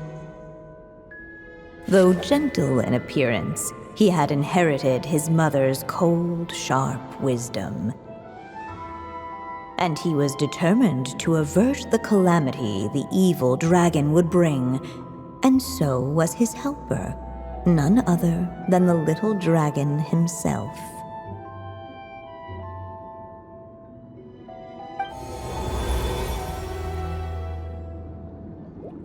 What is this place? It looks like it's modeled after an alchemist's workshop. Or rather, a cliched stereotype of one. Albedo? Hold on. Why do I look like this? Oh, yeah! We forgot to tell you. Basically, the characters in the story are reflections of how Durin sees them. At least you're still human-shaped? Well, since Cat Guy has taken on a different appearance too, that must mean the two of us are both characters in the story. But you, Paimon, and Durin haven't changed at all. You must be special figures in some way. I'd like to know more about that too.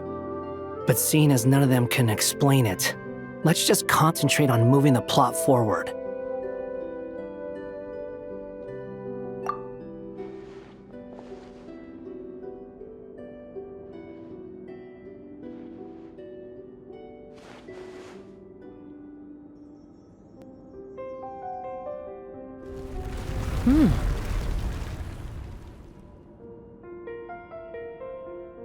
And just like that, the group stumbled upon a hidden passageway.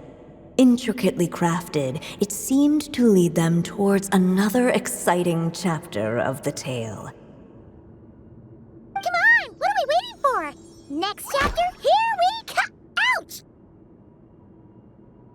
But this was a chapter that had not yet been written. Ahead of them was a storyless void, and they could go no further. What? Then what's the point of having a path here? Sounds like a pretty bad habit for a writer.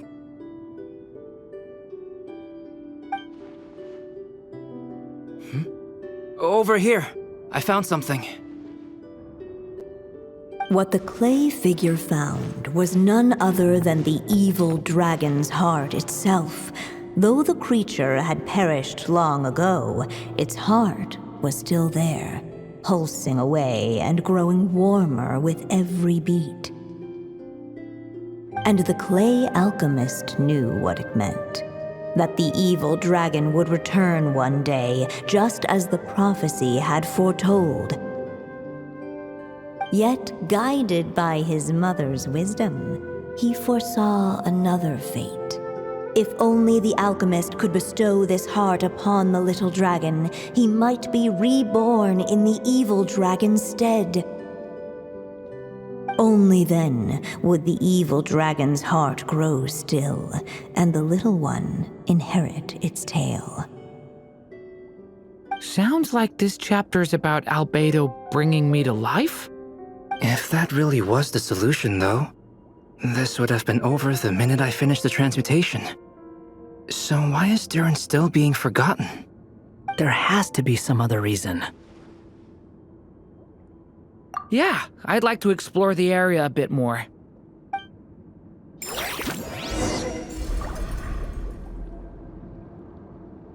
Unless the little dragon kept moving, eventually he would be forgotten.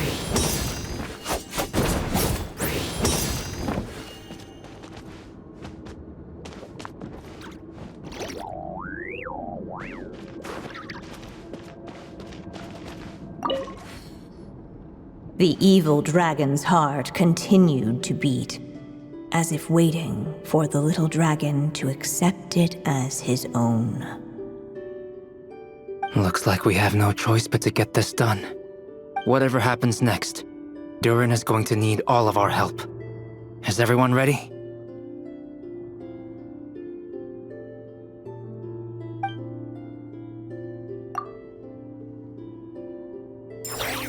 What the clay figure found was none other than the evil dragon's heart itself. Though the creature had perished long ago, its heart was still there, pulsing away and growing warmer with every beat. And the clay alchemist knew what it meant. That the evil dragon would return one day, just as the prophecy had foretold.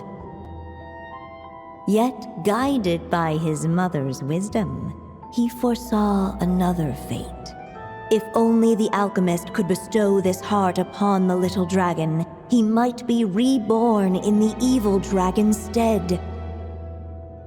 Only then would the evil dragon's heart grow still, and the little one inherit its tale. At last, the little dragon accepted the evil dragon's heart, and a new life came into being. The evil dragon's heart beat in his chest, and the little dragon's soul guided him forward. Thus did the prophecy hold true, even as fate had been rewritten. And so was the little dragon born anew.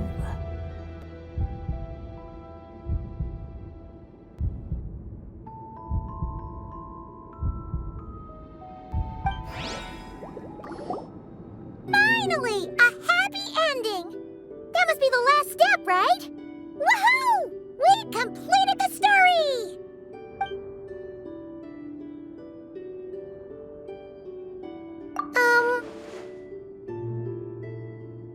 Born anew, the little dragon set off once more, his story far from over. Huh? So, that wasn't the end? What comes next might be the most crucial part of all. The real last step. If fate really is as devious as they say, then I say, show us what you've got. Wow! You're all so serious all of a sudden.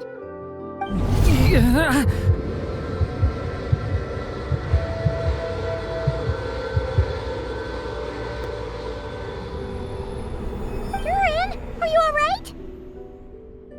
The evil dragon's heart was now one with the little dragon, yet the dark power within it still lingered. Would the little dragon dare to hold this power back, or would he simply give in? Hey! What kind of question is that? Of course he's gonna control it! What choice does he have? Time is running out. So, would the little dragon dare to hold this power back, or would he simply give in? What's up with the narrator?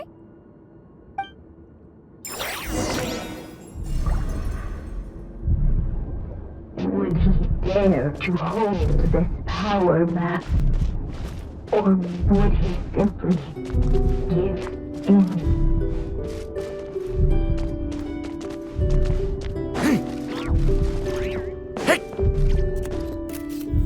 The little dragon and his companions blank. Blank again. Huh? What's going on? Are we running out of ink? Once the ink runs out, is that the end of the story? I had a feeling this would happen. What's happening to the others? Now that the story's ink was spent, all that lay ahead were blank pages.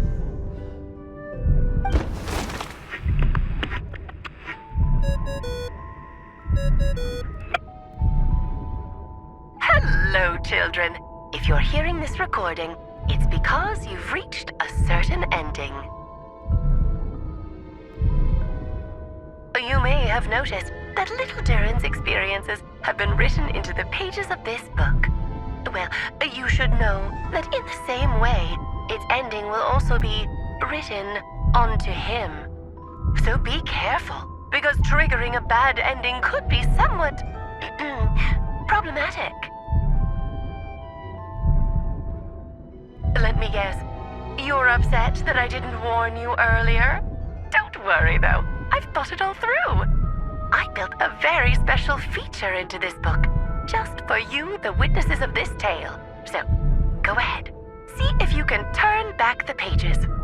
If you're not happy with the ending you've reached, just flip back a few pages and let the tale unfold once more. Pretty incredible, huh? That's the power of magic.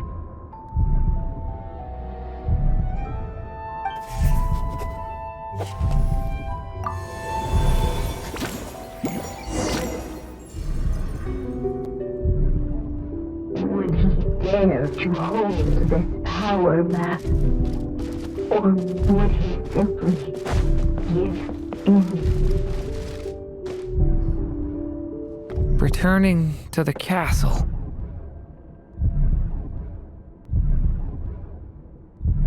I just never thought crossing over into a new world would create so much trouble.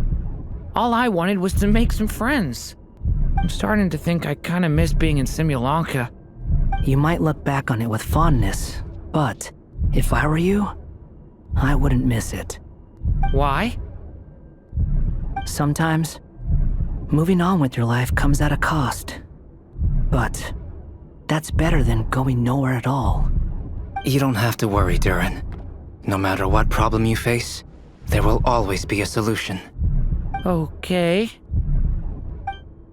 Sometimes I wish I could just go back and see it again.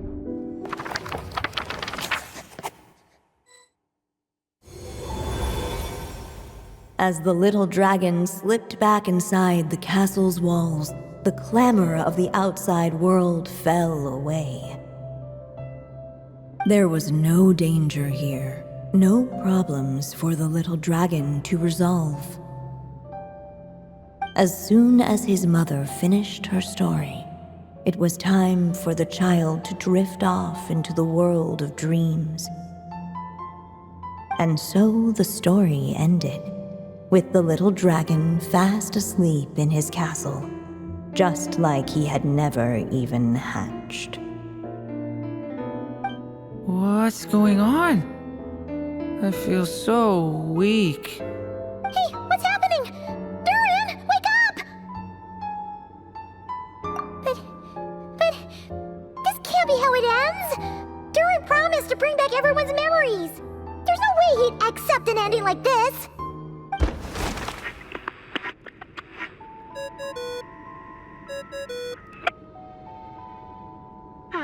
Looks like you've discovered another possible ending.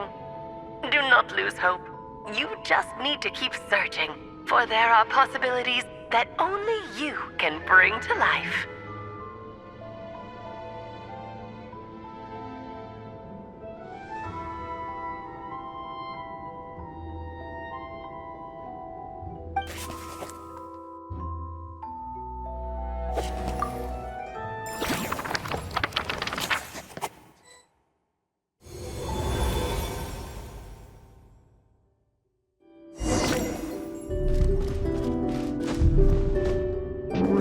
Dare to hold this power map? Or would he simply give in? Ahead of them was a storyless void, and they could go no further.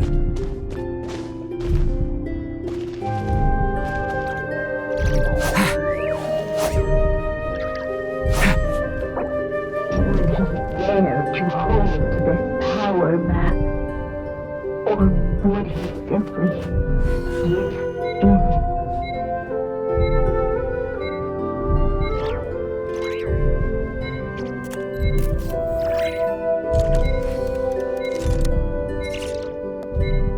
I still have so much to learn about human interactions. Like, where should I put my hands when I'm nervous?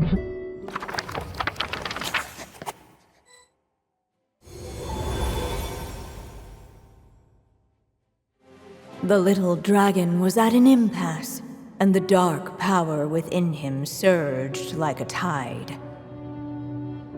unchecked, the darkness engulfed everything around it, including the little dragon's soul. The little dragon's story faded into nothingness, and in the world beyond the castle, only the evil dragon's tale endured.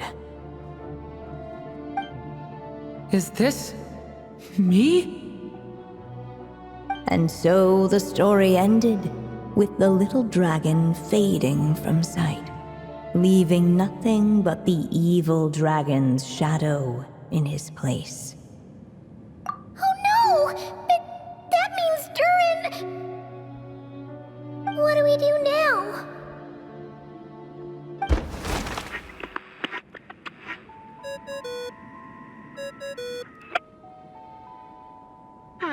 Looks like you've discovered another possible ending. Do not lose hope. You just need to keep searching, for there are possibilities that only you can bring to life.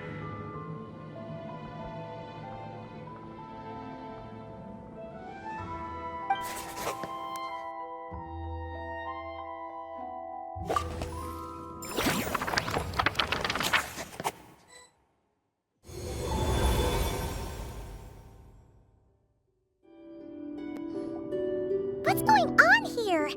Why isn't the story letting Durin just suppress the abyssal power? It keeps getting stuck.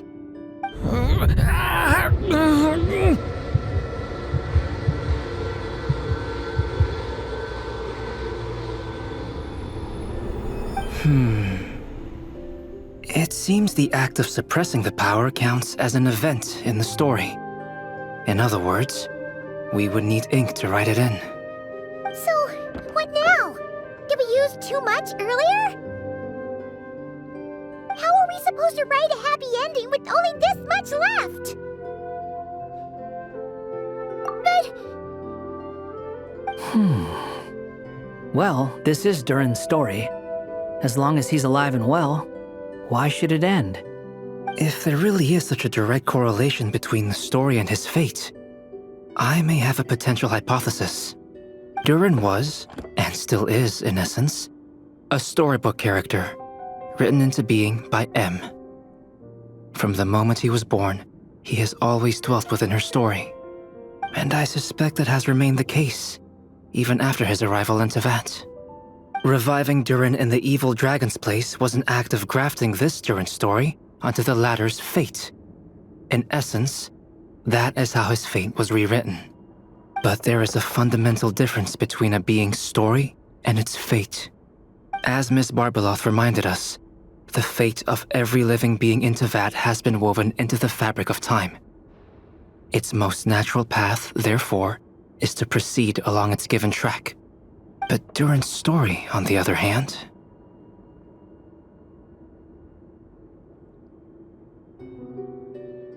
As Durin's connection to this world wore thin, not only have people started to forget him, he started to lose control of the abyssal power within.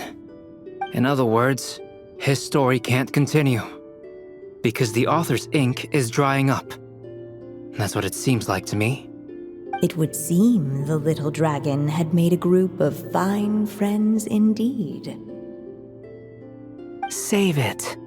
The question is, are you here to help him, or stand in his way? This is as far as the story can go. What path will you choose? I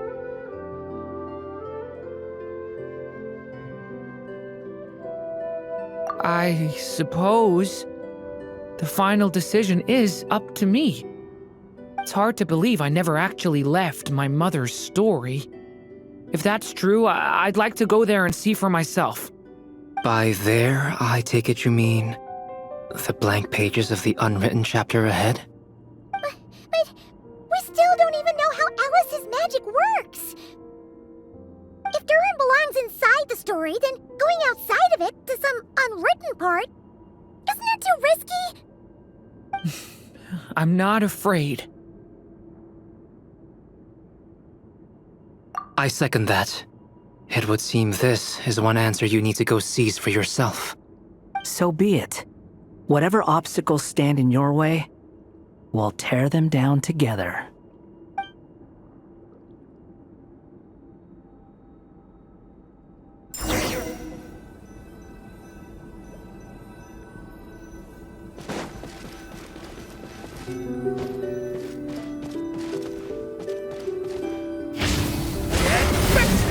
That invisible wall, it was as if the dragon would stand the uncrossable edge of existence itself.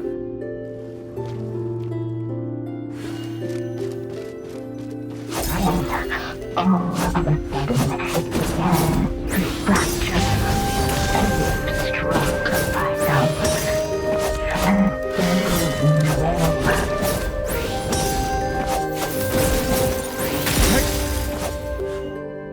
Gotta keep going.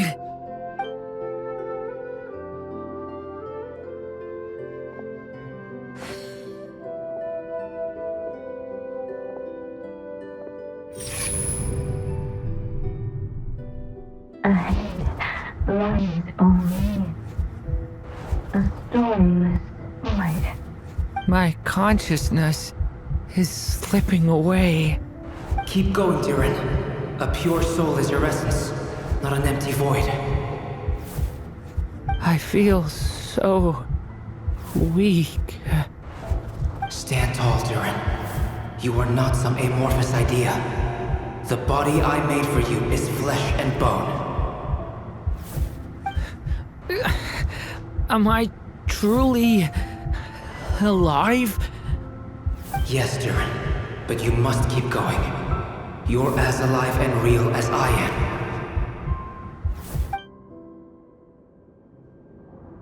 I can't feel a connection. You're not alone in this world, Durin. At the very least, you have me. I can't remember anything. Who am I? Your name is Durin, and there are many who still remember it. My name is Durin. You're taking too long. Come on, Durin, run! In this world, fate waits for no one. Wait! Where am I meant to go? What am I supposed to do? Go. Make your wish come true, Durin. My wish?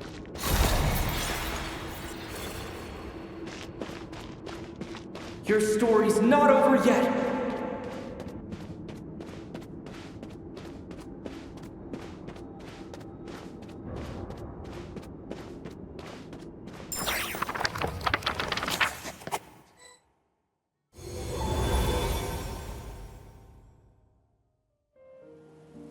Silence, huh? Have you nothing to say about my proposal? Let me get this straight. You want to graft your story onto this unfinished thread of fate, and in doing so, not only rewrite that fate, but allow the story to live on. Quite the brilliant idea. Still, the story's survival depends entirely on whether the author keeps writing. Exactly. And the moment foretold by the prophecy is still centuries away. I see. I thought my own ignorance might be the problem. That I'd asked more of the noble science of alchemy than it could ever deliver. Or that I had failed to discern the heavenly signs and grasp the secret truth underlying the prophecy. Little did I imagine that time itself would prove to be the greatest hurdle of all. Well, my friend, this has been a most intriguing experiment. And from an academic perspective, at least, I don't think it was a bad proposal. Someday, the prophecy will come to pass. So remember, my friend, Much like the stars themselves, there will always be something that transcends the test of time. Thank you, everyone. You've helped me so much already. But, Alice, I still have one final favor to ask of you. Will you lend me your magic one last time, just enough for me to keep his story alive until the prophecy is fulfilled? You mean you want me to extend your lifespan? No, not in that sense. As Rheindotter once told me, the laws governing life and death are among the most unyielding in this world. I'm well aware of that. Whether it lasts a day or an age, the span of one's life is determined by fate alone. If I tried to breach that law by force, I'm afraid I would lose what makes me human. This is not a path I want to go down. If I am to die, then I shall die a human. So what is it that you want me to do? I would like you to send this pen of mine into the future. I see. Then perhaps there really is a way I can help. I could create a kind of story magic to take over the writing once you're gone. Oh, but for it to work, you would need to provide enough of your own words for it to learn from. How much? Oh, an immense amount. So much, in fact, that you would have to spend the rest of your life writing. And even then, I'm sorry to say, it would not last forever. No matter how much you write, there is a limit to the number of words you can leave behind. But the world itself will never stop changing. Someday, perhaps, even your entire corpus will not be enough for the magic to continue describing this world. And when that happens, the story will end. Still, it's worth a try.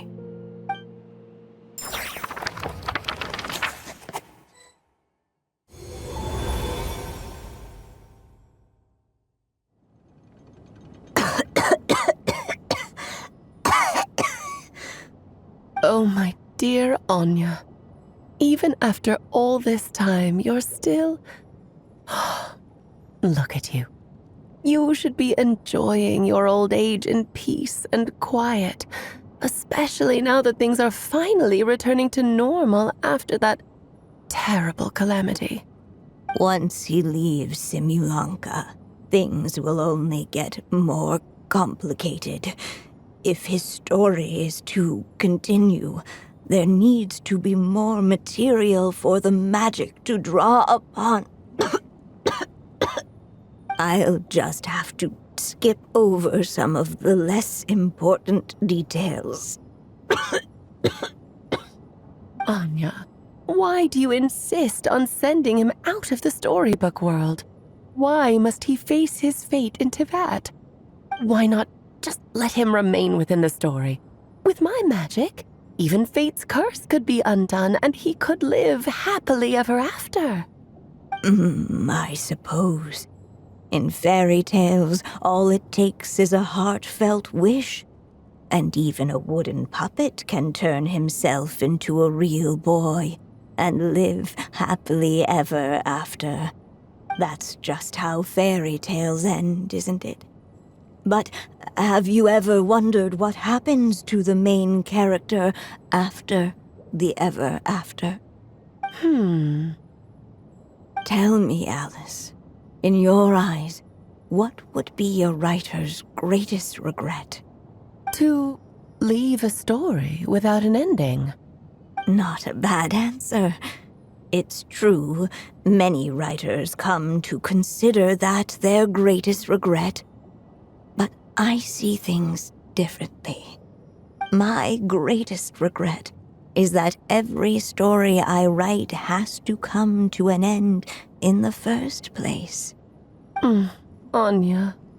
No matter how brilliantly a character shines, the moment their story ends, their potential is lost forever. For them, the story itself becomes an inescapable fate.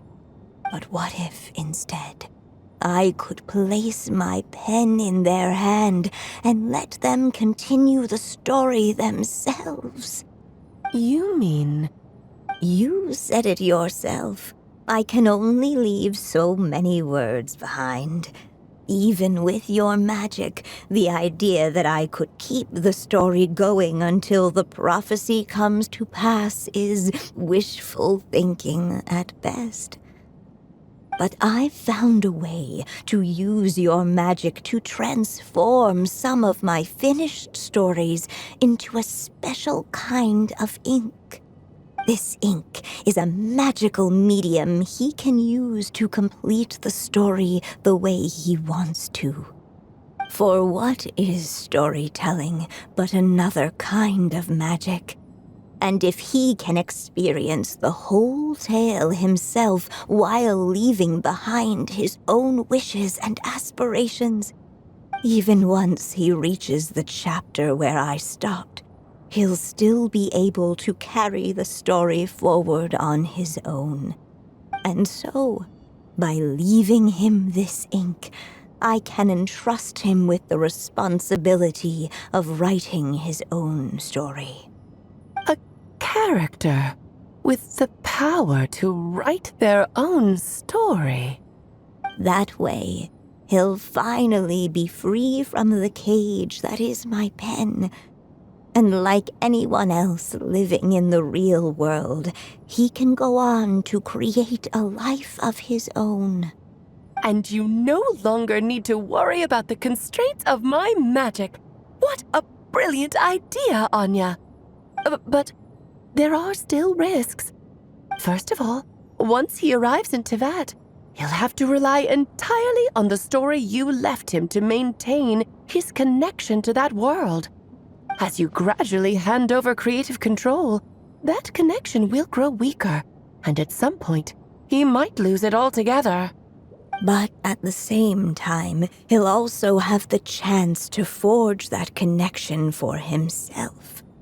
The issue is, this method taps into too many of Teyvat's core secrets.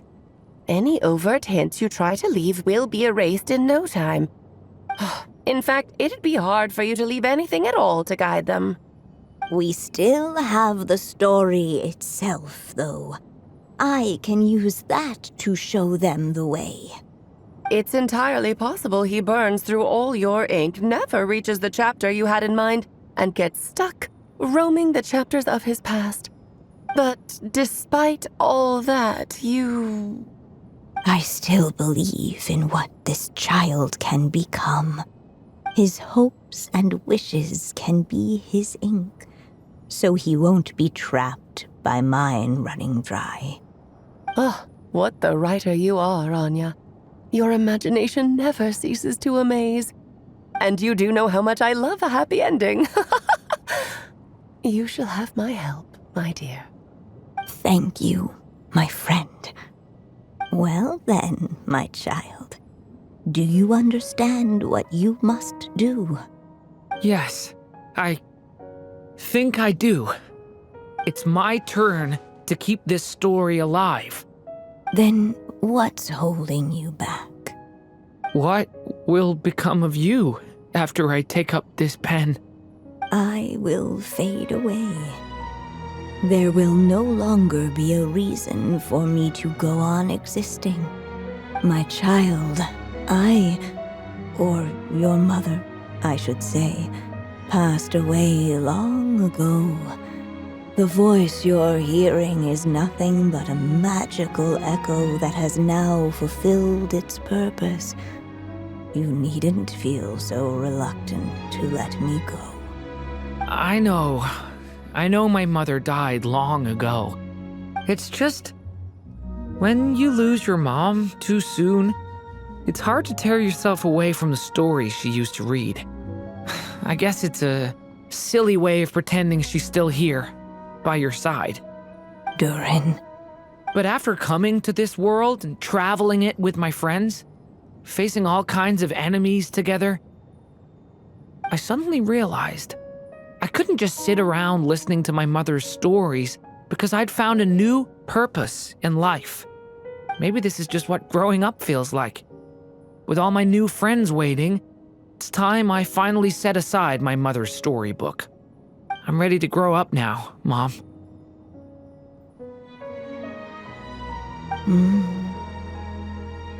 Then take this. A gift I should have given you a long time ago. You've witnessed this story from the very beginning. Made your wishes, offered your blessings, and even wrote your choices into its pages. From here on out, this pen is yours. Now I ask of you, the other pillar of this story, as both its reader and its witness, will you turn the page so the next chapter can begin?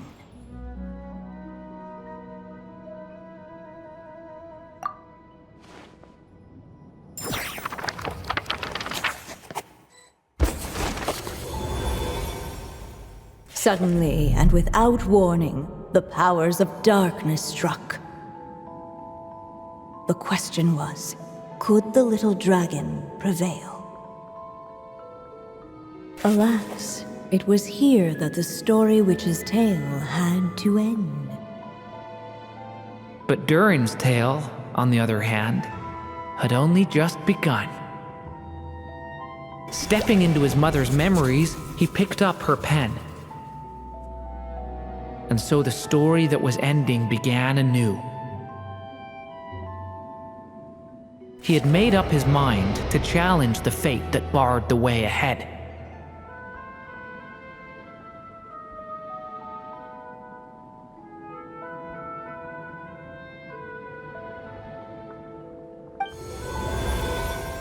Looks like this is the final step. A chance to strike back at fate? Now that's not something that comes knocking every day.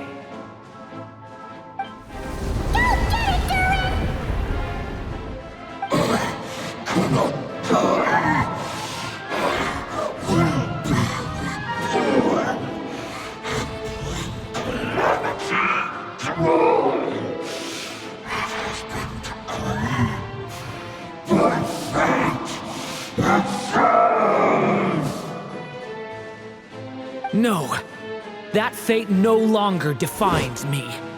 In the end, only my story shall endure.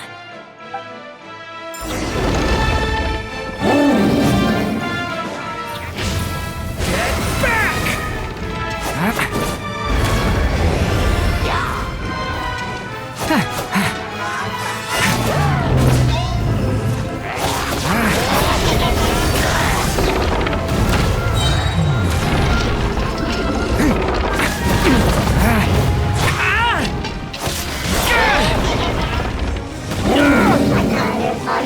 The story has only just begun! Devouring claw!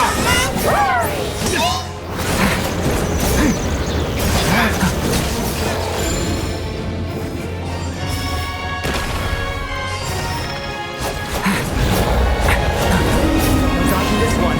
Here, I'll help lift you up.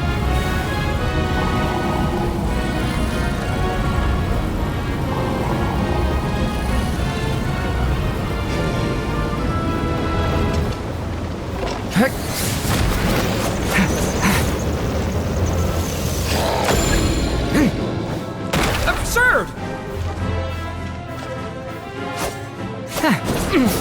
What? Only my story shall endure.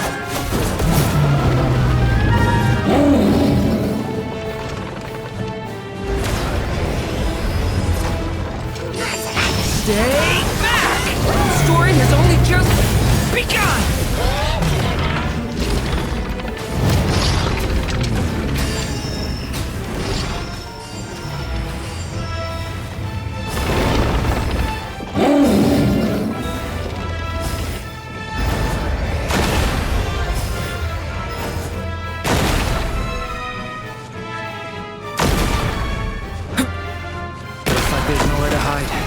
Here, I'll cover for you.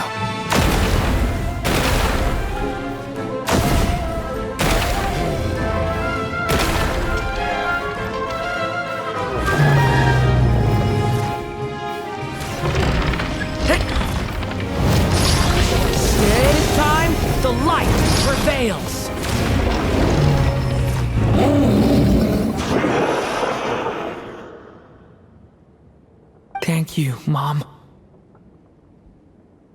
And so it was that Durin defeated the darkness and rewrote his fate.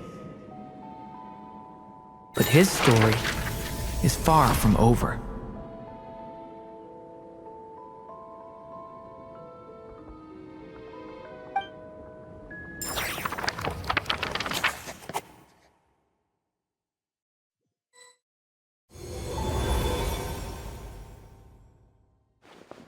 Is everyone okay?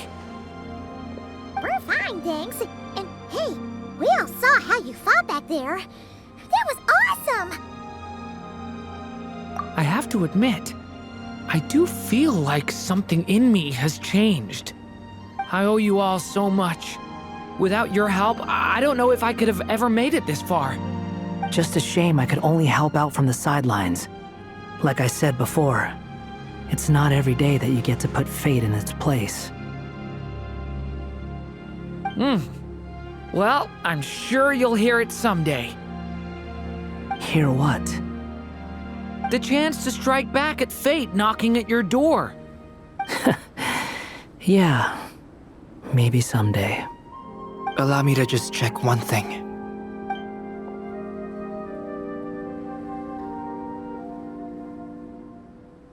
Yes. The abyssal power within you has stabilized again. And those strange symptoms you were experiencing seem to have completely disappeared. Oh, thank goodness! I wonder what it means, though. Aside from the principles of alchemy, what other law of this world governs his being? Look, it all turned out fine, so just leave it at that. Now that this one's out of danger, it's time for me to get out of here. You're leaving so soon?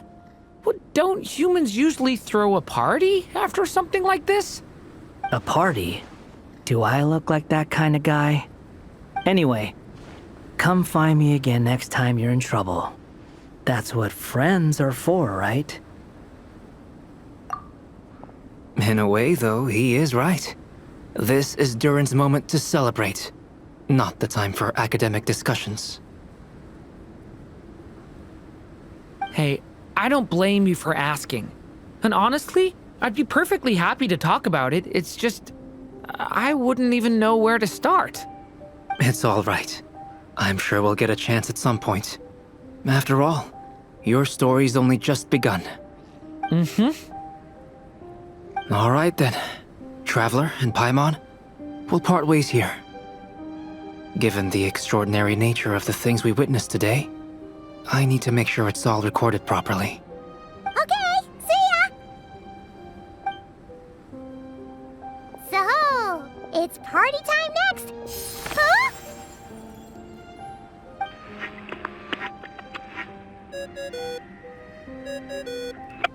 Congratulations on completing your mission. Now then, as per our agreement, it's about time you returned that book. She must have known the moment we finished! Just like she said she would! I've heard dressing appropriately is a must for socializing.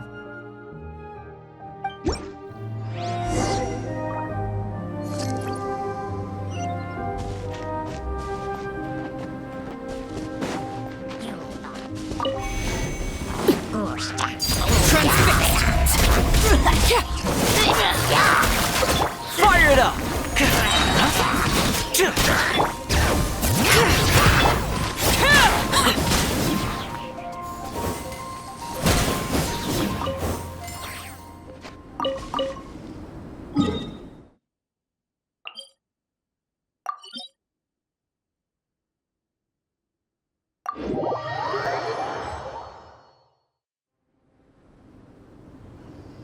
Oh, my writer and witness.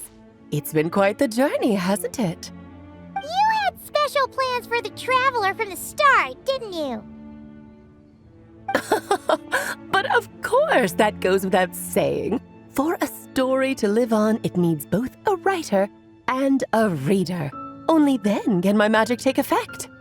I chose the Traveler as the witness because of the special nature of who he is. It's not easy finding someone with that kind of background, you know. For a moment, I even considered taking the role myself. At least it made for an interesting story, right? Huh? What are you doing here, tone-deaf bard? With the Hexenzirkel carrying out such a risky experiment in Mondstadt, it didn't cross your minds that the Animo Archon might be slightly curious? Sorry for the trouble, Lord Barbados. Think nothing of it. I dare say the Animo Archon quite enjoyed coming along for the ride. Now then, as agreed, let us see the fruits of your labor. Here, please take a look. Well. Somehow, despite all my careful planning, it still turned out to be full of surprises. It never even crossed my mind that Rhindotter's child would be capable of handling that kind of alchemy in her stead. When he asked for help with the materials, oh my, I nearly couldn't believe it. If only the others were here too, we could all celebrate together. I'm right here, you know. The only one who hasn't responded is the one busy stuffing her face over there. Is that you, Barbie? A little late to the party, don't you think? Come here, child. Let me take a closer look at you. All right, Aunt Seer Witch. Here I am.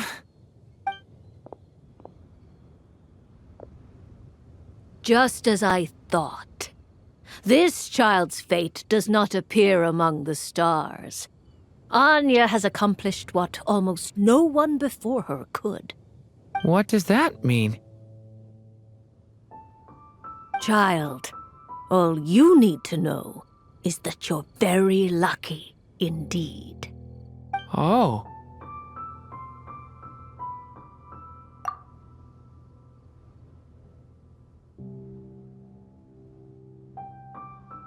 Just like how she was in the story, huh? Tell me, little Durin, what will you do next? I, for one, cannot wait to see how your story unfolds. Well, there's so much I want to do. I'm not even sure where to begin. How about settling your most recent regret?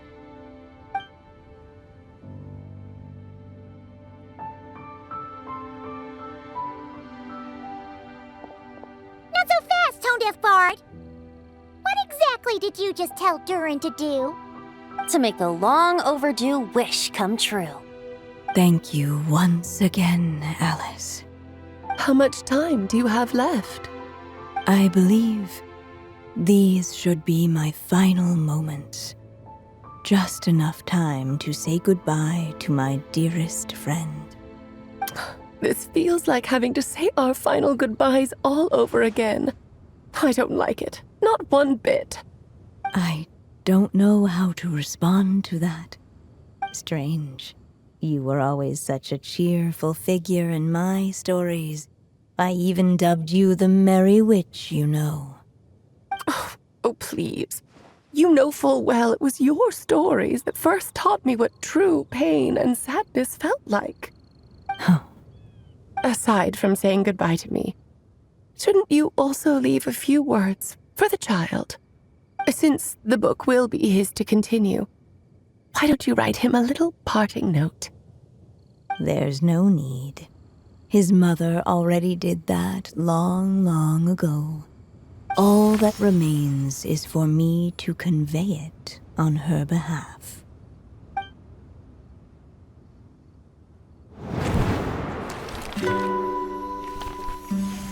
My child, these may be the last words I get to leave you. I've always thought of the characters in my stories as my children, loving each one of them, just like a mother would. But you are the most extraordinary of them all. You alone can defy the fate of this world and write the perfect ending to my story. You alone shall leave these pages for a future I will not see. Still I say to you, fly, my sweet child. just like a forest breeze, yearns for the open sky. Head into the unknown and seek an adventure to call your own. If you meet a dragon bright as 1,000 jewels, dance through the air together. You are not alone, for this world has accepted your place in it. Do not lose heart. You still have many wishes left to fulfill.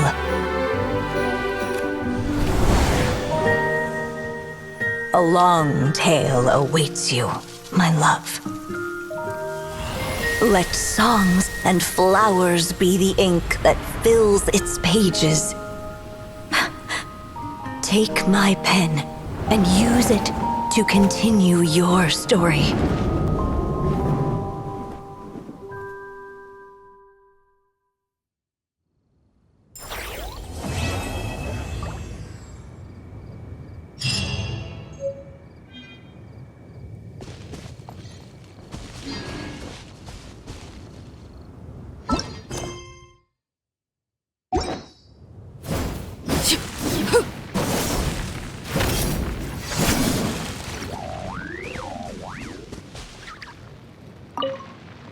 There you go! Your very own copy of the book. We wouldn't want one of the story's key witnesses to leave empty-handed now, would we? Of course, this copy isn't magical in the same way, but rest assured, all the twists and turns are still there.